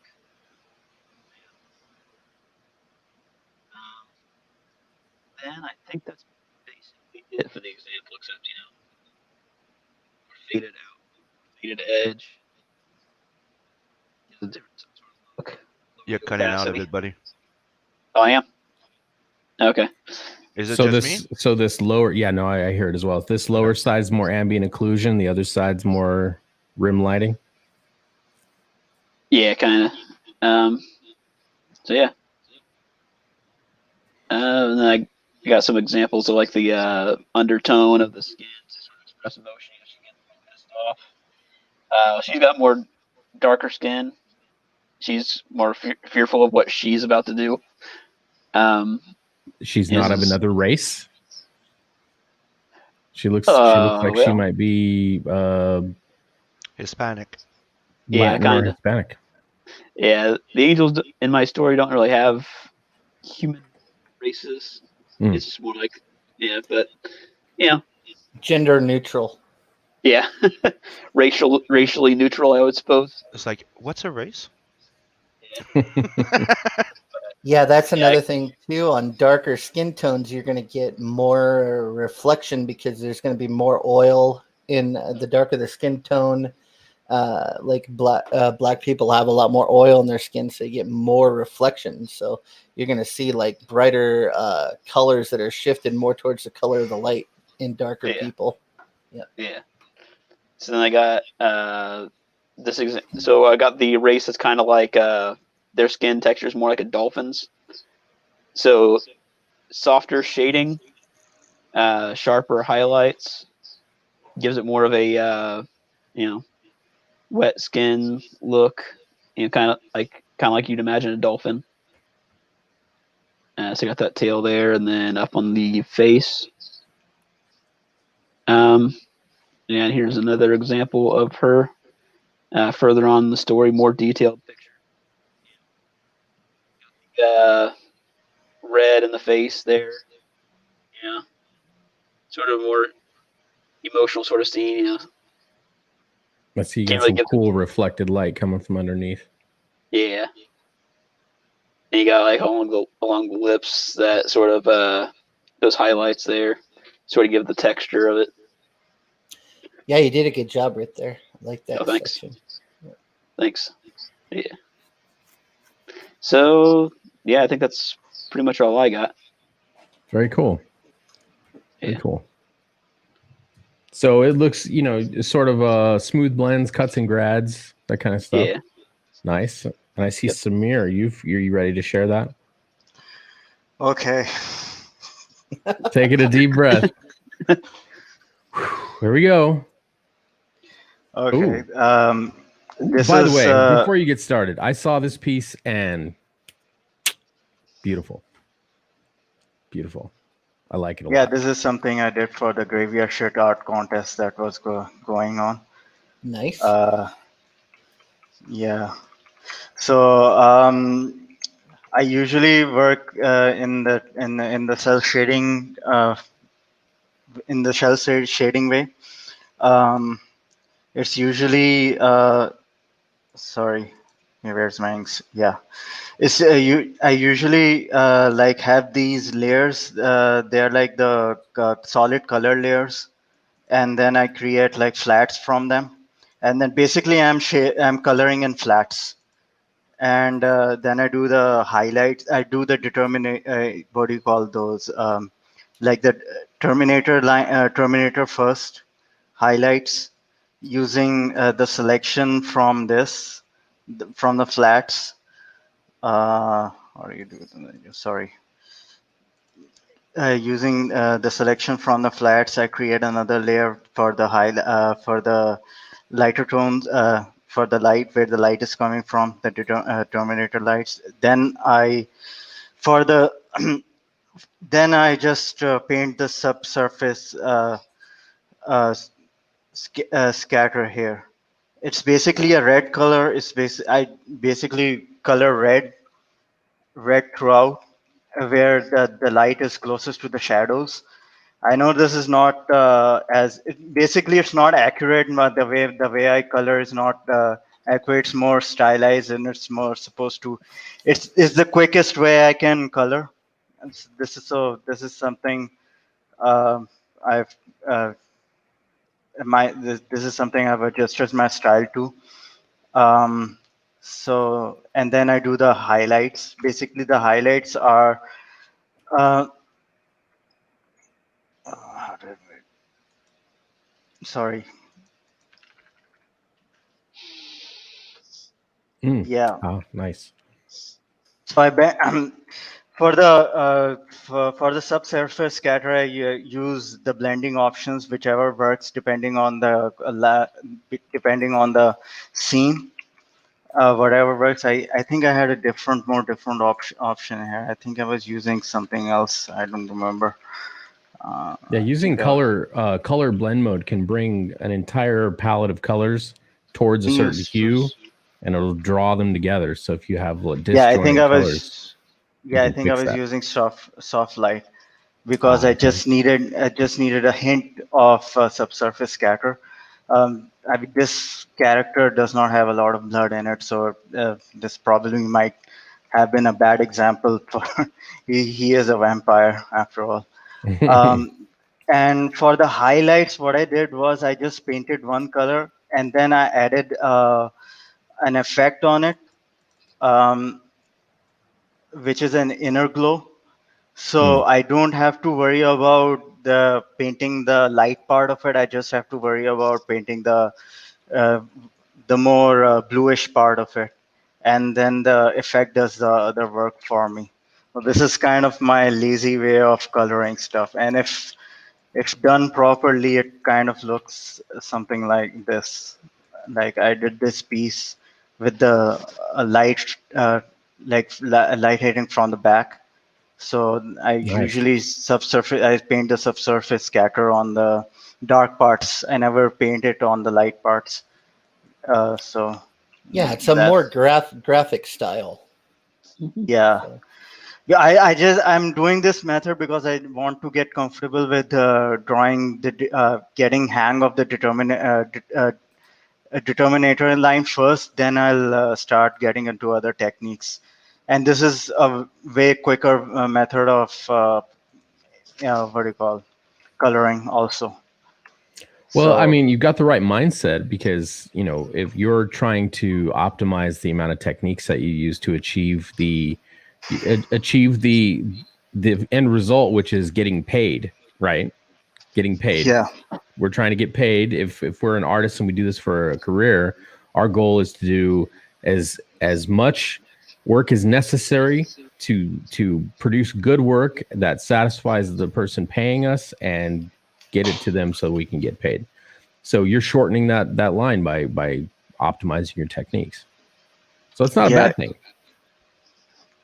Yeah, I have to learn a lot about coloring for comic books and how to get fast in it. This is one of the reasons why I haven't pitched a book yet or anything like that. First, I want to get fast doing this. Well, I would say also just one caveat: never compromise quality for speed. You know what I mean? Always maintain quality and figure out how to get faster from there, right?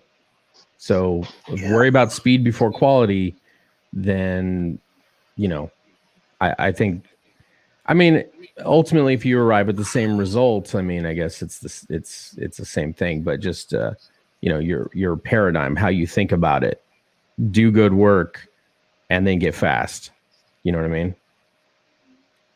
Yeah. But two things can be true at once. You can get good and fast at the same time, but just always maintain that do the best work you possibly can with the time you have available. So Sure. Obviously, but a page you do in one day won't come out the same as a page you do in 3 days. That's for sure. Yeah, and some pages just suck. Yep. There is that. Yeah. So I've had those where it's like I worked on it, I can't get it where I want it. Yep. Even run it by people and I just can't get it, and then it's like finally it's like I just gotta let it go and go on to the next one because And then too much time. You were bidding on it for like almost a month, and then you go, oh, I'll move along. Then you go back to it, and you're like, oh, I think I got it now. And then you redraw the thing for a 5th time. Well, I've had paintings where I have painted a single painting maybe 30 or 40 times over the course. Yeah. No, over the course of like 5 or 6 years, and I have never been able to get it to where I want it. It's like you like the painting, but you can never get it the way you want. Yeah, there's something missing. You're like, yeah, I have paintings like that where I've painted them, at least like 20, 30 times, and then never have gotten them where I want them to be. So yeah, you just have that as an artist, and some of us are just crazy a little bit. So yeah. A little bit. Well, my technique is similar to Beacon's. Maybe a little tiny bit of ink spots, so it's kind of like a culmination of that. I color Odie, Odie's work is very detailed. It's manga, and he uses, instead of I had to basically choke the halftone patterns out of him. I had to grab him around the neck and say, "Don't use halftones in color." It was a struggle, but finally he said, okay, and he replaced it with gray wash instead. So let me share my screen. So I had to come up with an entire technique in order to deal with this type of art. So as you can see in the background here, we've got a lot of these gray tones. We've got rain. We've got all kinds of textures. We've got blood splatter. We've got really sketchy lines. We've got speed lines. And so to deal with all of these things, I just want to simplify it. I don't want my characters to be lost in this. In black and white, it works. In color, it will not. It's very hard to see the contrast between these 3 panels, especially if you were to just color them. There's a guy who just got the shit beat out of him, laying there bloody, and this guy Axel, Chad Axel, is standing above him, blood on his knuckles, just beat the crap out of him. So I want to break all these things up. So I'm going to render this right here, this figure.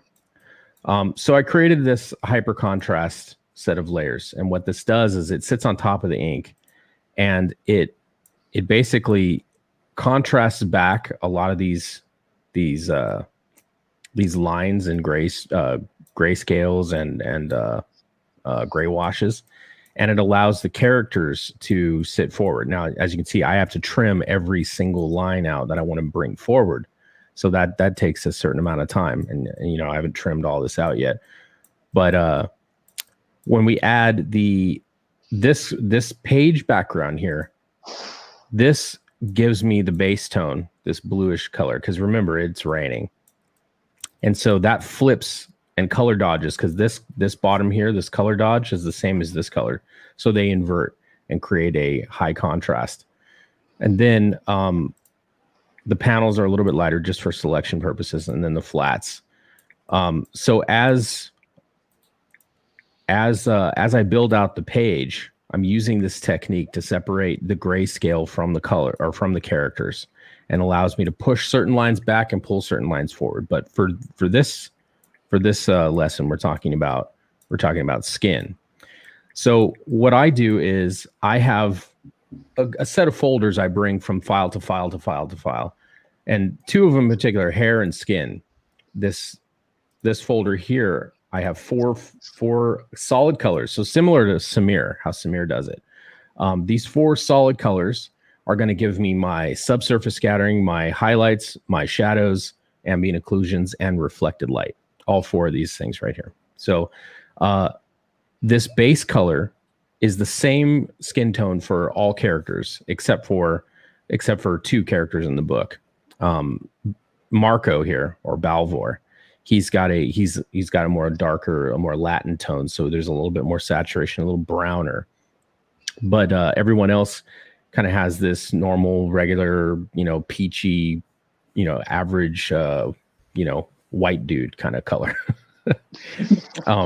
So in our flats, we've got one base color, and we're going to use the flats as our local color to do the mixtures. So this shadow layer is the same as this flat color, and it's set to multiply. So that's going to immediately give me my shadow tones. This highlight layer is the same color as that, but it's set to screen. So it's going to give me my highlights. And this purplish tone, this is for that subsurface scattering or meatier parts to bring the blood forward a little bit. And then this is a light bluish reflected light, because everything's cool. It's raining always on this planet. Well, not always, but it's raining and overcast a lot. So you're going to have a lot of cool reflected light. So the first thing I do is I get a magic wand with no turn off contiguous, no anti-alias. Remember, no anti-alias. Anti-alias is not good for most things unless you're doing selections for rendering. So I go to my flats layer, and without it being set to contiguous, it's going to select all of the skin on the page that match that selection. Then I'm going to shift select all this guy's skin. So now I have every piece of skin that's on the page. I'm going to go to my layer mask or this folder. This folder has a mask on it. I'm going to fill with white, and now I've basically revealed to any layer in this folder all the skin that's on this page. It is impossible for me to paint outside of that selection, because it's basically making a clipping mask for all of the subsequent layers within this folder. So the first thing I'm going to do is I'm going to work on this face here. Just like Inkspots did, we recognize we have planes of the face we want to detail. I start with the shadows first. Some people like to start with the highlights and bring in the shadows underneath. The way that I work with this, because I can't get any darker. I can't get any darker than what's available here, because these are being mixed. They're being mixed at certain values, certain amounts. I can control by not burning and dodging and doing other things and color picking. I can control the maximum amount of density those colors can have, as well as the lightest value that they have. They can't go above 100% revealed. Once you reveal the mask at 100%, it can't get any brighter or can't get any darker. So you control it no matter how much you brush. It won't go higher or lower. So the first thing I do, I get on the mask here, specifically the mask, and I get a lasso. I like to start with the polygonal lasso, and now I have anti-alias on because I want a softer edge, just a slight softer edge. First thing I'm going to do is I'm going to zoom out, and I'm going to look at this panel, and I'm going to kind of observe the Sim. You're feeding back. Sim is buzzing there.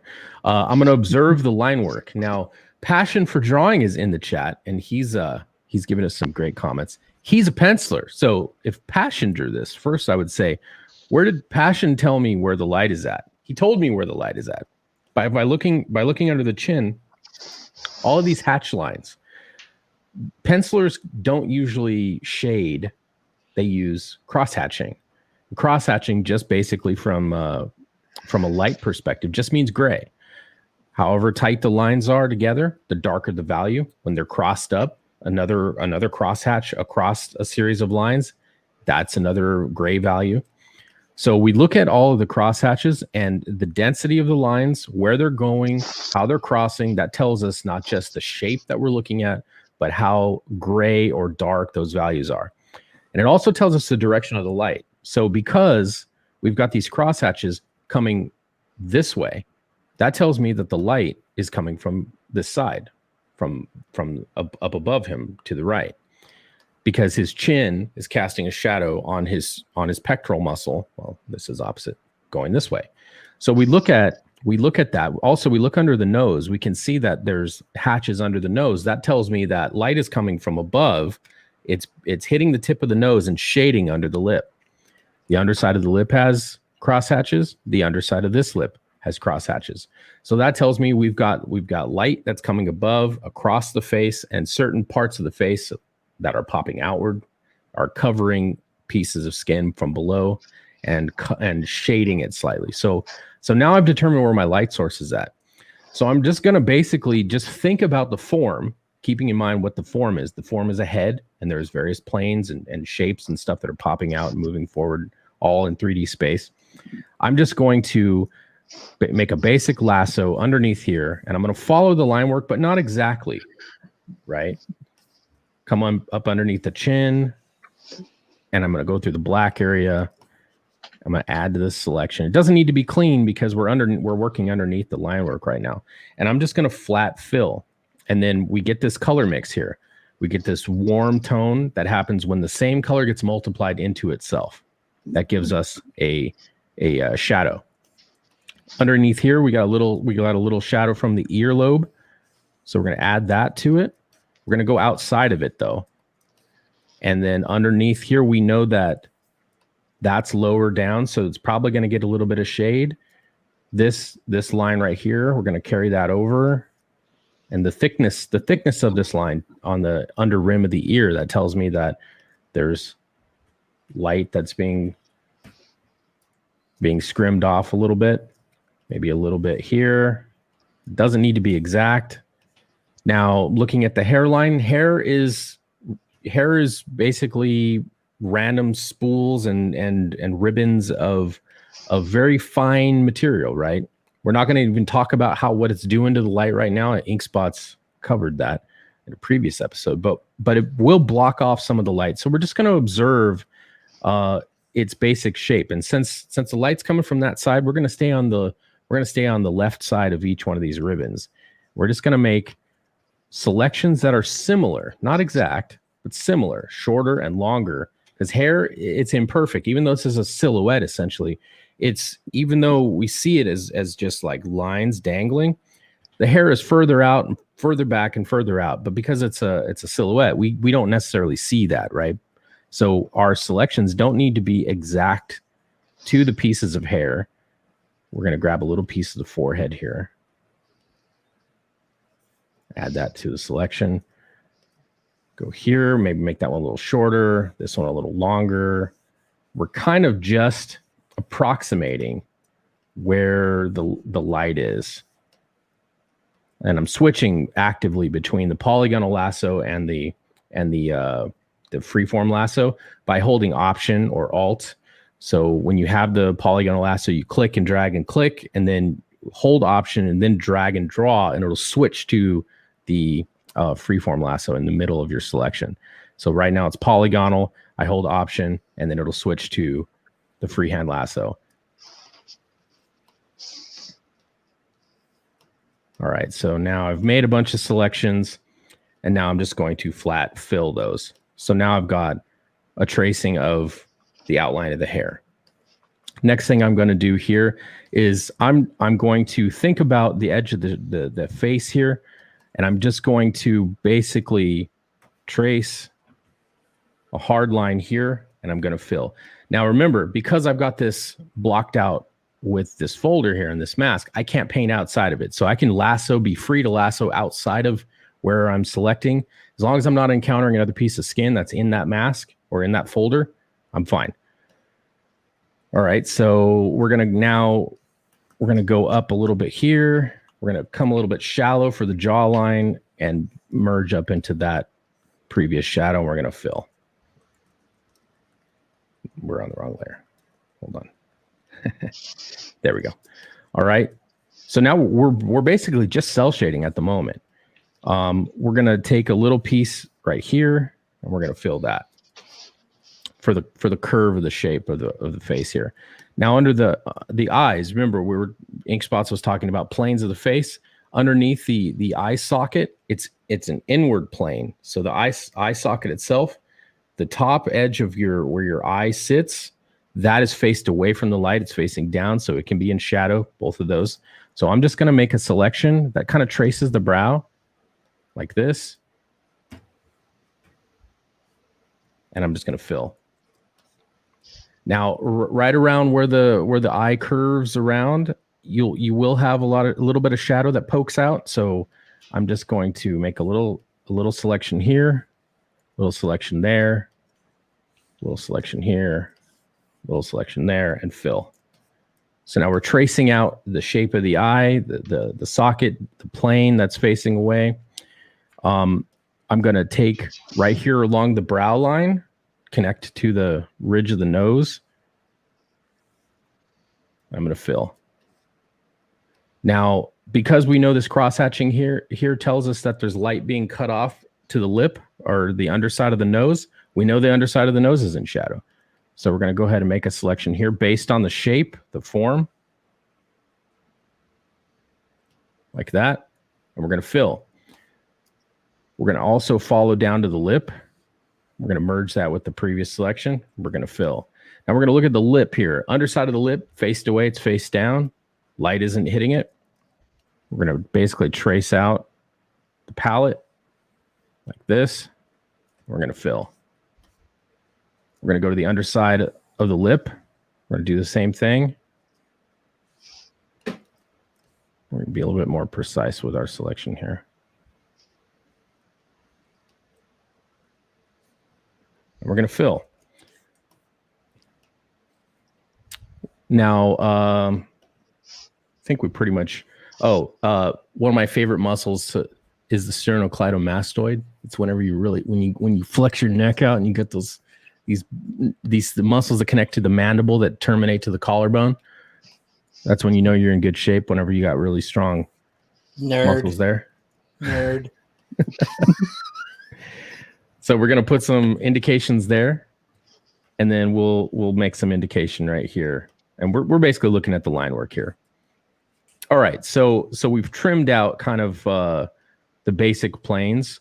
Now we're going to get a little bit more precise. So right here on the opposite side of the brow, right, this side, we're going to start up near where the brow meets the bridge of the nose, and we're going to make an arced selection, go into the divot right at the top of the nostril. We're going to curve around, and we're going to cut back towards the duct of the eye. And let's make this a little bit more precise here. And we're going to subtract from that a little bit. And now we're going to get a soft brush, right? We're going to go probably about 40%, 50% flow.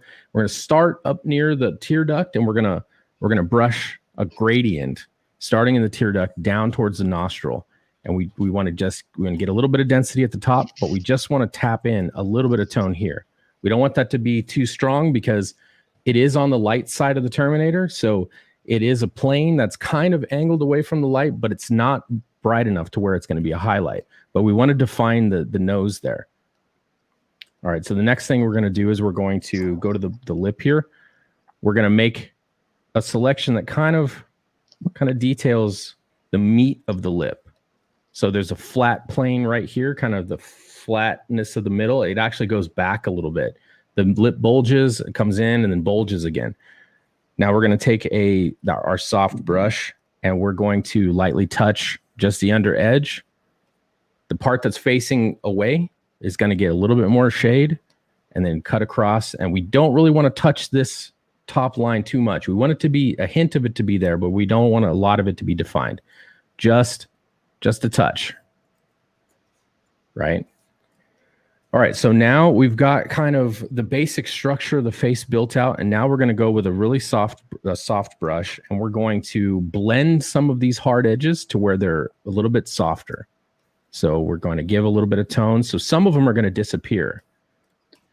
which we want. We want a blending between hard edges and soft edges. So some of those edges are going to completely go away. Some of them are going to be there. And that's the technique that I like to use. It's kind of my style. So you end up with some smooth blends and some cuts and some grads. I want some of this hinting down near the chin. I'm going to kind of generally brush across the ear. A little bit in the brow just to give it a little bit of shape. All right, so now we've softened up all those edges. Now I'm going to go to my deep shadows or subsurface scattering. But I use it for deep shadows, ambient occlusions, and some subsurface scattering. So now I'm going to add another rich layer of shadow, not necessarily all ambient occlusion, but I'm going to deepen some of these planes that are faced away. So first we'll start underneath the brows of the eye. Now I don't want my selections to match up with each other. I want them to be separated. I want some style between those, right? I specifically, my technique, I want to show a transition between the regular shadow color and this deep shadow and ambient occlusion color. So I'm going to trace out some of these shapes and I'm going to brush those tones in. Underneath the nose, now this is another point. I don't want these lines to line up, so I'm going to select under similar. Just the part of the nose that's the underside that's faced away. And I'm going to favor the top line because the shadow is going to be darkest near the top because the reflected light from underneath is going to illuminate the lower part a little bit. It's subtle, but it's there. Now I'm going to do that to the underside of the lip. I'm going to be a little bit more specific with the palette.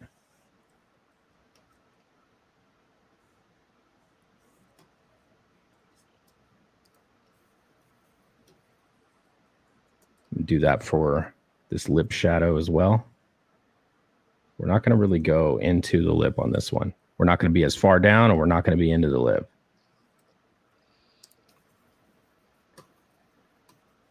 So we can see there's a defined line between these things. That's part of my style. I want that to be there. I'm doing that on purpose. All right, so now I'm just going to brush in a little bit of that deep shadow in certain places. One in particular underneath the chin. Some of these deeper shadow areas. And I'm not going to fill out the whole thing. I want some hard edges to show up subtly.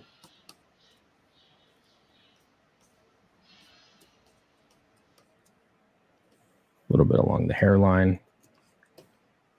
All right. Now I want to reflect in a little tiny bit of light from underneath because it's raining. The water's pulling up on the ground. You got a little bit of blue light bouncing up from the sky. So we're going to make another selection here just loosely. And we're going to really, really light brush in just a little bit of blue in there. Same here on the underside of the lip. Just a touch. And on the underside of the eye as well. Now you can, if you go too much here, you can make your character look like they're wearing makeup. So you don't want to do too much. This is just a hint of reflected light. Now, so we've got our shadows, we've got a little bit of subsurface scattering and a little bit of deep shadow. And we've got this planes of the face defined. Now we're going to add highlights. So we're going to go to the highlights layer. And this is where my cut and grad style is really going to come forward. It's really going to come forward. So as first place I like to start is I like to start under the eye. The eyelid rolls up, right? Upward and downward. So you get these rolls, and those are going to have some highlights. So we're basically going to make some football or, kind of arced selections here. And we're going to brush in some highlight. That is going to be the light coming from up above just hitting those planes that are facing upward. Same thing here and here. And I always do 2. I always do 2 on the eye just to simulate kind of the rolled up skin there. Next, go to the nostril. I'm going to make a selection right here. What's up? What am I missing? Nothing. I just saw Ink Spot's comment. He knows. What did he say? Upward, Can't downward knock roll him. sounds like me and my fat girl.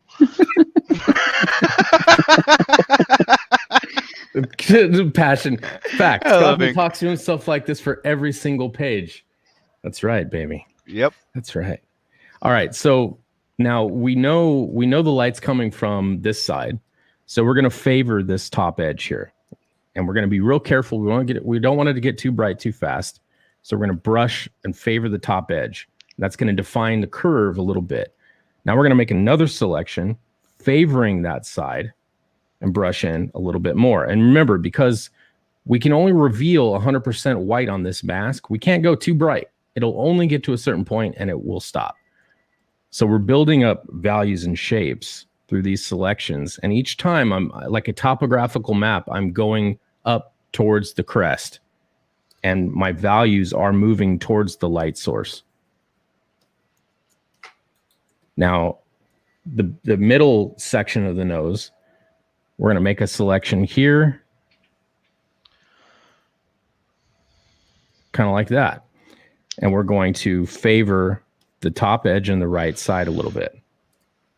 Make another selection in here, a little bit shallower, brush in a little bit, another selection here, like that. And now we're gonna define the middle section of the nose with just a selection like this. And we're just going to merge those two slightly together by brushing across them. Make another selection here. It's a little narrower. Brush in a little bit there. I want those lines to show up. That's the style I'm going for. I want one more highlight right here. And now a tiny bit of light right here, just because. All right. So now we've kind of defined the nose. Now, the next thing I like to work on is this plane right here on top of the, you got the bone that sits in your cheekbone, your orbital bone, right? You've also got a plane there that's kind of angled towards the light.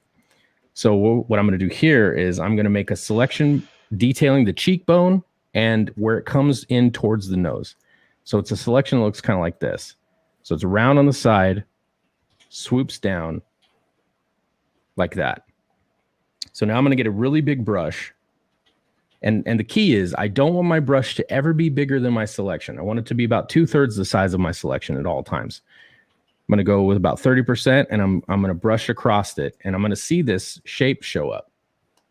Now, just like that topographical map is from before, I'm going to make a shallower selection. I'm going to be close toward the top edge and make it a little bit smaller. And now I'm going to do another one. And I'm changing its shape based on the flow of the bones and the turn of the face. All right. Next, the lip. The lip actually is another, this top edge of the lip, it's another plane. You got the plane here, it curves away. Another muscle right here, another plane. So I'm going to make a selection that looks like this to express this muscle here. Now I'm going to favor the top edge of this because as this plane curves inward, it rounds towards the light source. So the top edge is going to be much brighter than the bottom edge. Make another selection within that. Again, favoring the top edge. I'm going to make my brush a little bit smaller. Another selection within that. And another selection to more of a specular highlight, but not quite. All right, now we're going to do the opposite to the other side. Now, in lighting, there's something called Rembrandt's triangle. Yep. Rembrandt's triangle is, you've got the nose, right? The plane of the nose that pokes out. Well, if light's coming across the face, it hits the nose and it blocks off the underside here, and it reveals a little triangular shape On the cheek. right here. You'll see lighting. Go to Google and Google Rembrandt's triangle. It is this piece of light. They What's also that? call it the light planes on the face. Right, but the specific term, Yeah. if you want to find it, Rembrandt's triangle.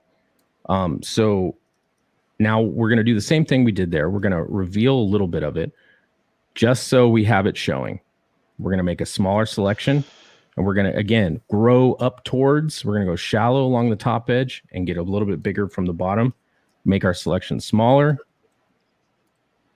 Here.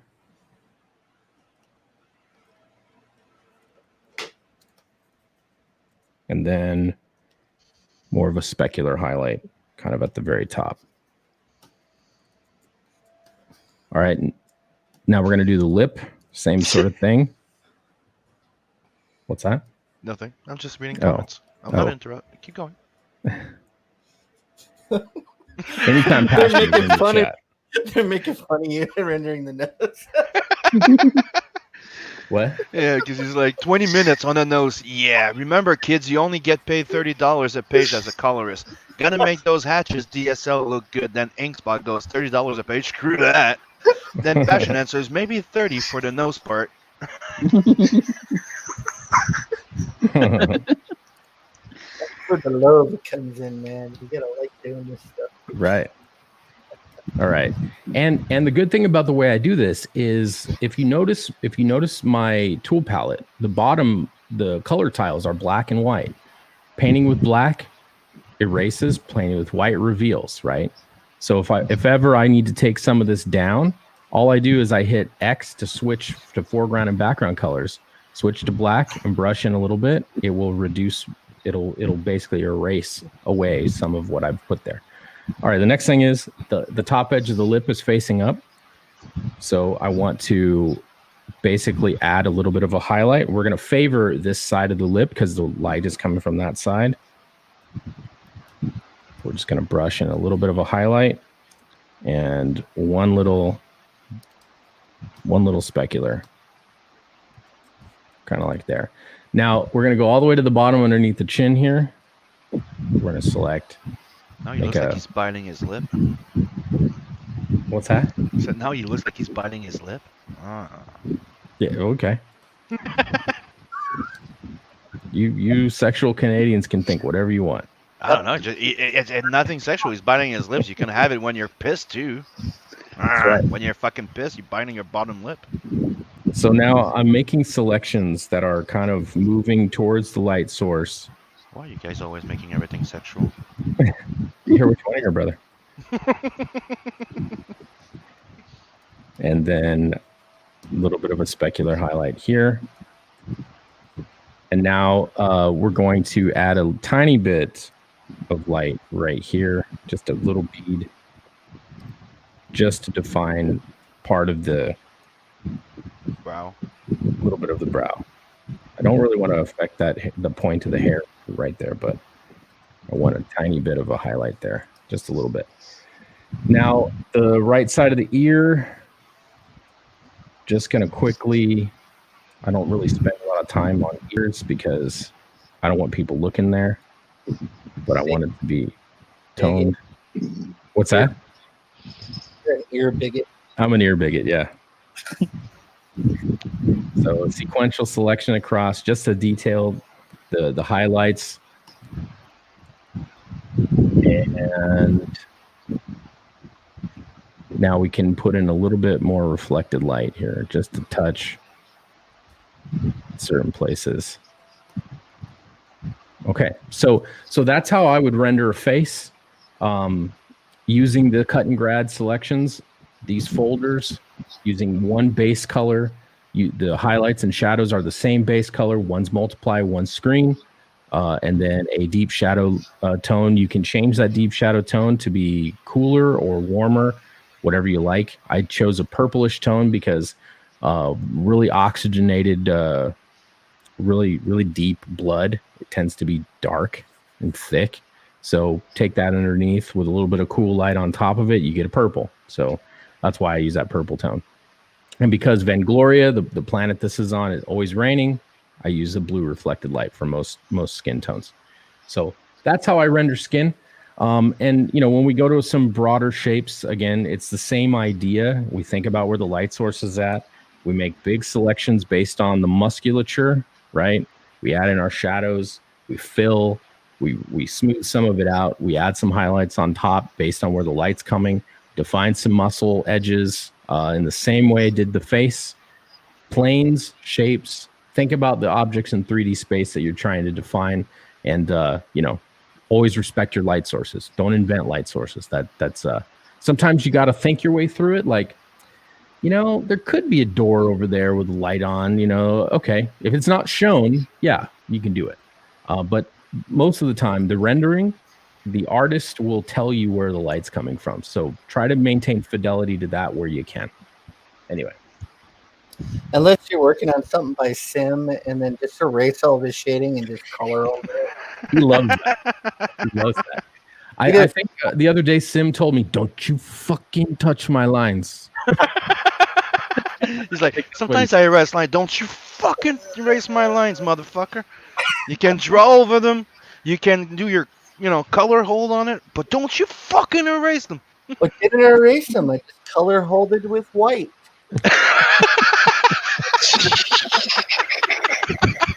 That's right. It's just a color hold in white on the end there. That's all. It's a new way to do color holds. Just return his pages to him as stick figures with color in the background. That's right. It's a new technique I've developed. It's not called a color hold. It's called a color grip. You know what I mean? Color grip. Well, that's it. That's how to render skin in various styles. Take what you can from each one of us and put it into your own basket of tricks there. Every line art you come across, your coloring style might need to change to make that line art look the best. Like I said before, there's no one. You're hired for a specific style that you have, and sometimes you need to evolve it for that line art. Go ahead, Sim. Sorry, buddy. Like I said before, there's no one way to coloring. There's one. There's one basic though. So you learn the basic of the line. It's the same thing as drawing, right? If you try to always apply the perfect recipe, you'll never do anything interesting. You're always gonna do the same thing over and over. When you come into colors, you try to learn the basic, and then you try to mix match your own. Like Scotsman's way is like a mix of 3 ways. That sounded weird, but Yeah. but yeah, he has a mix of toon shading and the soft and hard edge plus a painterly. He mixes all 3 of them in his style, and that's what I mean by there's no one way. You learn your basic. You technically own the one that you actually like the most, and then you start mixing and matching until you find your voice in colors. Yeah, absolutely. Well, let's talk about some projects that we got going on. What do we want to who do we want to promote? Sim, I know you've got Tales from the Adverse. Screw all projects. Go back mine. Damn, Tales from the Adverse. Throw up the 6 a.m. comic stickers again. Ooh, yeah. Awesome. Is that handy? And and just so that everybody's aware, the panel here, 2 of Sim's colorists are on the panel, me and Michael Beacon. So. Oh yeah, there's a third one too because Ink is gonna color one of my covers for Tales from the Adverse too. That's for nepotism. Sure. Nepotism. There you go. Here's the 6 a.m. Okay, here we go. Oh, so good. Oh, they just decided to leave. Hold on a sec. Boom, back. And here's the Bisley one. That's so awesome. Which is unlocking at 15K. And somebody came in, I shared the animation I did, right, not too long ago. And somebody's like, I think it was AT Entertainment or something, the guy that comes on the Rotten show when we draw. Mm-hmm. And he's like, so let me guess, when we reach 100K, you're going to do an animation of that? I'm like, why not? And then he went, what? I'm like, yeah, why not? If you reach 100K, I can totally do a short animation of that. Yeah, I freaking love that so much, man. He did a killer job on that. So great.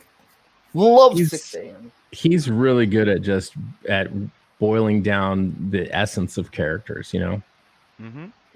I love his work. And you know what, when Starfetched actually launches, if he doesn't immediately hit 100K in one day, I'm going to be really disappointed in Comicsgate. I'm going to be really sad. That guy has done so much awesome shit for every creator in Comicsgate. He should receive, every creator should back him at least. Yeah, but So- that's not how it works. Everyone should.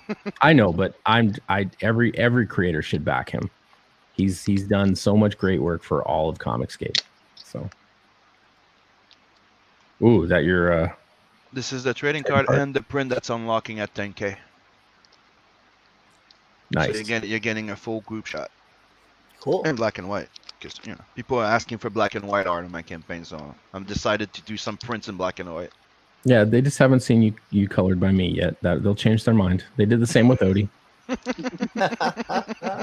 We got a lot of refunds where they were like, "Fuck, I bought the black and white, but I want the color now." Yeah, Dozens of times I've heard that. Yeah, I had to find my way around it and get myself a colored version too, because fuck that shit. Nice. Well, that's beautiful. So yeah, go back to also the Navers. Tales from the Netverse. All right, and then we got Ink Spots is sharing a screen here. Ready for that? Yeah, we can go. Okay. All right, this is the latest page I colored for Cash Grab, which is on Indiegogo right now. So if you want to go back that. And going to be starting Charlie's London's book pretty soon about Charlie Chaplin. So if you want to sign up for that mailing list, that'd be great. And as you can see here, Cecil and the Turtle are doing a bit of ketamine here in a strip club. So Are they doing ketamine? Oh my god! yeah. I saw his eyes were all bugged out, and I was like, Yeah. "What is that?" So that was a fun page and to render out. So yeah, that's what I've been doing, just knocking out these pages and getting ready to start my next book. And I'm also working on my own children's book, which is still kind of up in the air. Not quite sure about if I'm going to put that out or not. Just kind of all ages stuff, Don't know yet. So we'll see. I'd buy one. I love it. I think it's great. So yeah, back Cash Grab and go sign up for Charlie's London. Also, the Space Pussy book launched today, so go check that out.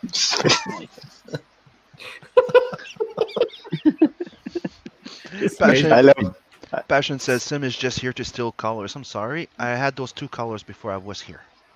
That's right. See, this is what he does. He gets you into his Discord and goes, "Hey, come here, let's watch some anime. Come on, let's. You have not seen that? I will show you. Come on. Hey, what did you think of that anime? Was it good? Yeah, you're like, hey, You color for me now. You color for me now. You call it for me now. Then I get Vincent to go visit you and put those guns next to your head, and they're like, "You color for me." He sweet talks you. He's like, "Hey, you've never seen Trigun? Oh, well, let's watch it. Come on, it's fun. Come on. You've never seen Akira? Come on. I will show you. Oh, that's funny. All right, so Beacon, you got anything to promote? All right, yeah, I got 7 Legions. It's still up. Print ships immediately. Got the book here, high quality print, signed. It comes with the button pin, which I got with a piece of cardboard back, so it doesn't put dents in the book. I got a 4-pack of trading cards, bookmarked by Sim, colored by me. Yeah. And that's what earned him to be one of my colors. I'm like, dude. Yep. There it is. Damn. Right? Yeah. All right, and then you got the you can add on the 4-pack of prints. They're 11 by 17. Got one by Narwhal. Got this one here. I love that print. I like that one. Oh yeah. You got this Carlo row print, Nice. and then Pablo Romero pinup colored by me. Damn, dude. And I have to Yeah. admit, I have to agree with Passion right here. The testosterone and the manlyhood and not the Merc is so strong that you will not get corona. Look, Yeah. I also want to everybody tell, got sick here. My oldest son has corona, and I got nothing. I want to tell all the fat girls out there that my semen is a special sort of immune system booster. So DM me on Twitter. And I also have to agree with Edwin in the chat, which says, "Don't tell me what to do, Nightbot." I agree. Your Nightbot is annoying. Keeps telling me what to do. I almost My Nightbot unsubscribe. just wants Oh. everybody to subscribe. I almost unsubscribe because he keeps telling me to subscribe. I'm like, dude. Yeah. Samir, what have we got to? We got anything to promote? No, I'm just a newbie. Just back all the books in the on the panel. Slaughter Squad. That guy's been missing for a while. You can Oh, back yeah. that book too. And that's it. And if you like, you can follow me with the Samir. You can search Samir CG. I might do a little bit of more 3D sculpting and share that also. Very So nice. you can follow me there. Well, that's great. No, I appreciate you coming on the show today. Edwin the Ace would like to say, tell them to sign up for the Ace mailing list. Hell There you yeah. go. Yeah. Yes. So Edwin the Ace out there, been a big advocate for Comicsgate and a big watchdog for keeping people honest. So appreciate Edwin. And not just that, he has the honest creators back. Yeah. So, well, that's going to do it for the show today, guys. I think we did some pretty cool technique here. Ink spots, dude. You continue to amaze me with your depth. And I'm not talking about your fupa. I mean the fupa that you were in love with. Get a room. Fuck. You can insert an N in between those two last words, but you don't have to. But no, I mean damn. I'm just saying, like we got a full digital painting fucking tutorial. Yeah. For, that was awesome. I'm gonna rewatch the shit out of that. That's what's fun about watching Ink. You should really you should really restart doing those streams. I like watching you bringing out the knowledge. Passion for drawing. Well, and that's the thing, man. And at Ink Spots, I know you were concerned about your viewership and all that stuff, but YouTube doesn't work that way, man. You put the content out, people come. You know what I mean? Just put those videos up. And Jim just said one thing that everybody should remember. Yeah. All creators, look at Beacon's packaging for posters. Yeah. See, this is actually one of the posters that got that I packaged. And got sent back to me. I flattened it out. You just sort of roll back the curve because I wrap the posters around the book in shipping, so it doesn't have a crease. So no damage to He puts them in a plastic sleeve before putting them around them, which gives an extra protection to the fold. Yeah. Gotcha. Yeah, no crease. 11 by 17 print. You can flatten it out pretty easily, just working the fold. Yeah, pretty much back to normal. Good as new. So. Very, very nice. Very nice. Okay, well, I'm gonna get going on coloring some more Xenotype, as you know. We got some things to do. Everybody enjoy your Sunday. Thank you for tuning in today. If you haven't liked the channel and you're new here, like and subscribe and all that. Whatever all that YouTube nonsense is. Next week, I want to cover texturing background elements. Texturing or photo dropping? What's that? Photo dropping? I didn't say nothing. Is Kyle coming on next week? We're still online? We will not be putting photographs in the background unless they're just I great. thought Kyle was coming on next week. Never mind. There's Ink Spots throwing ambient occlusions all over the place. Oof. Yep. Throwing shade to the Colorist joke. Okay, whatever. Anyway. Yeah, we got all right. it. Appreciate you guys. See you guys next Sunday, and we'll cover texturing and background elements, things like that. So get to coloring, guys. That's right.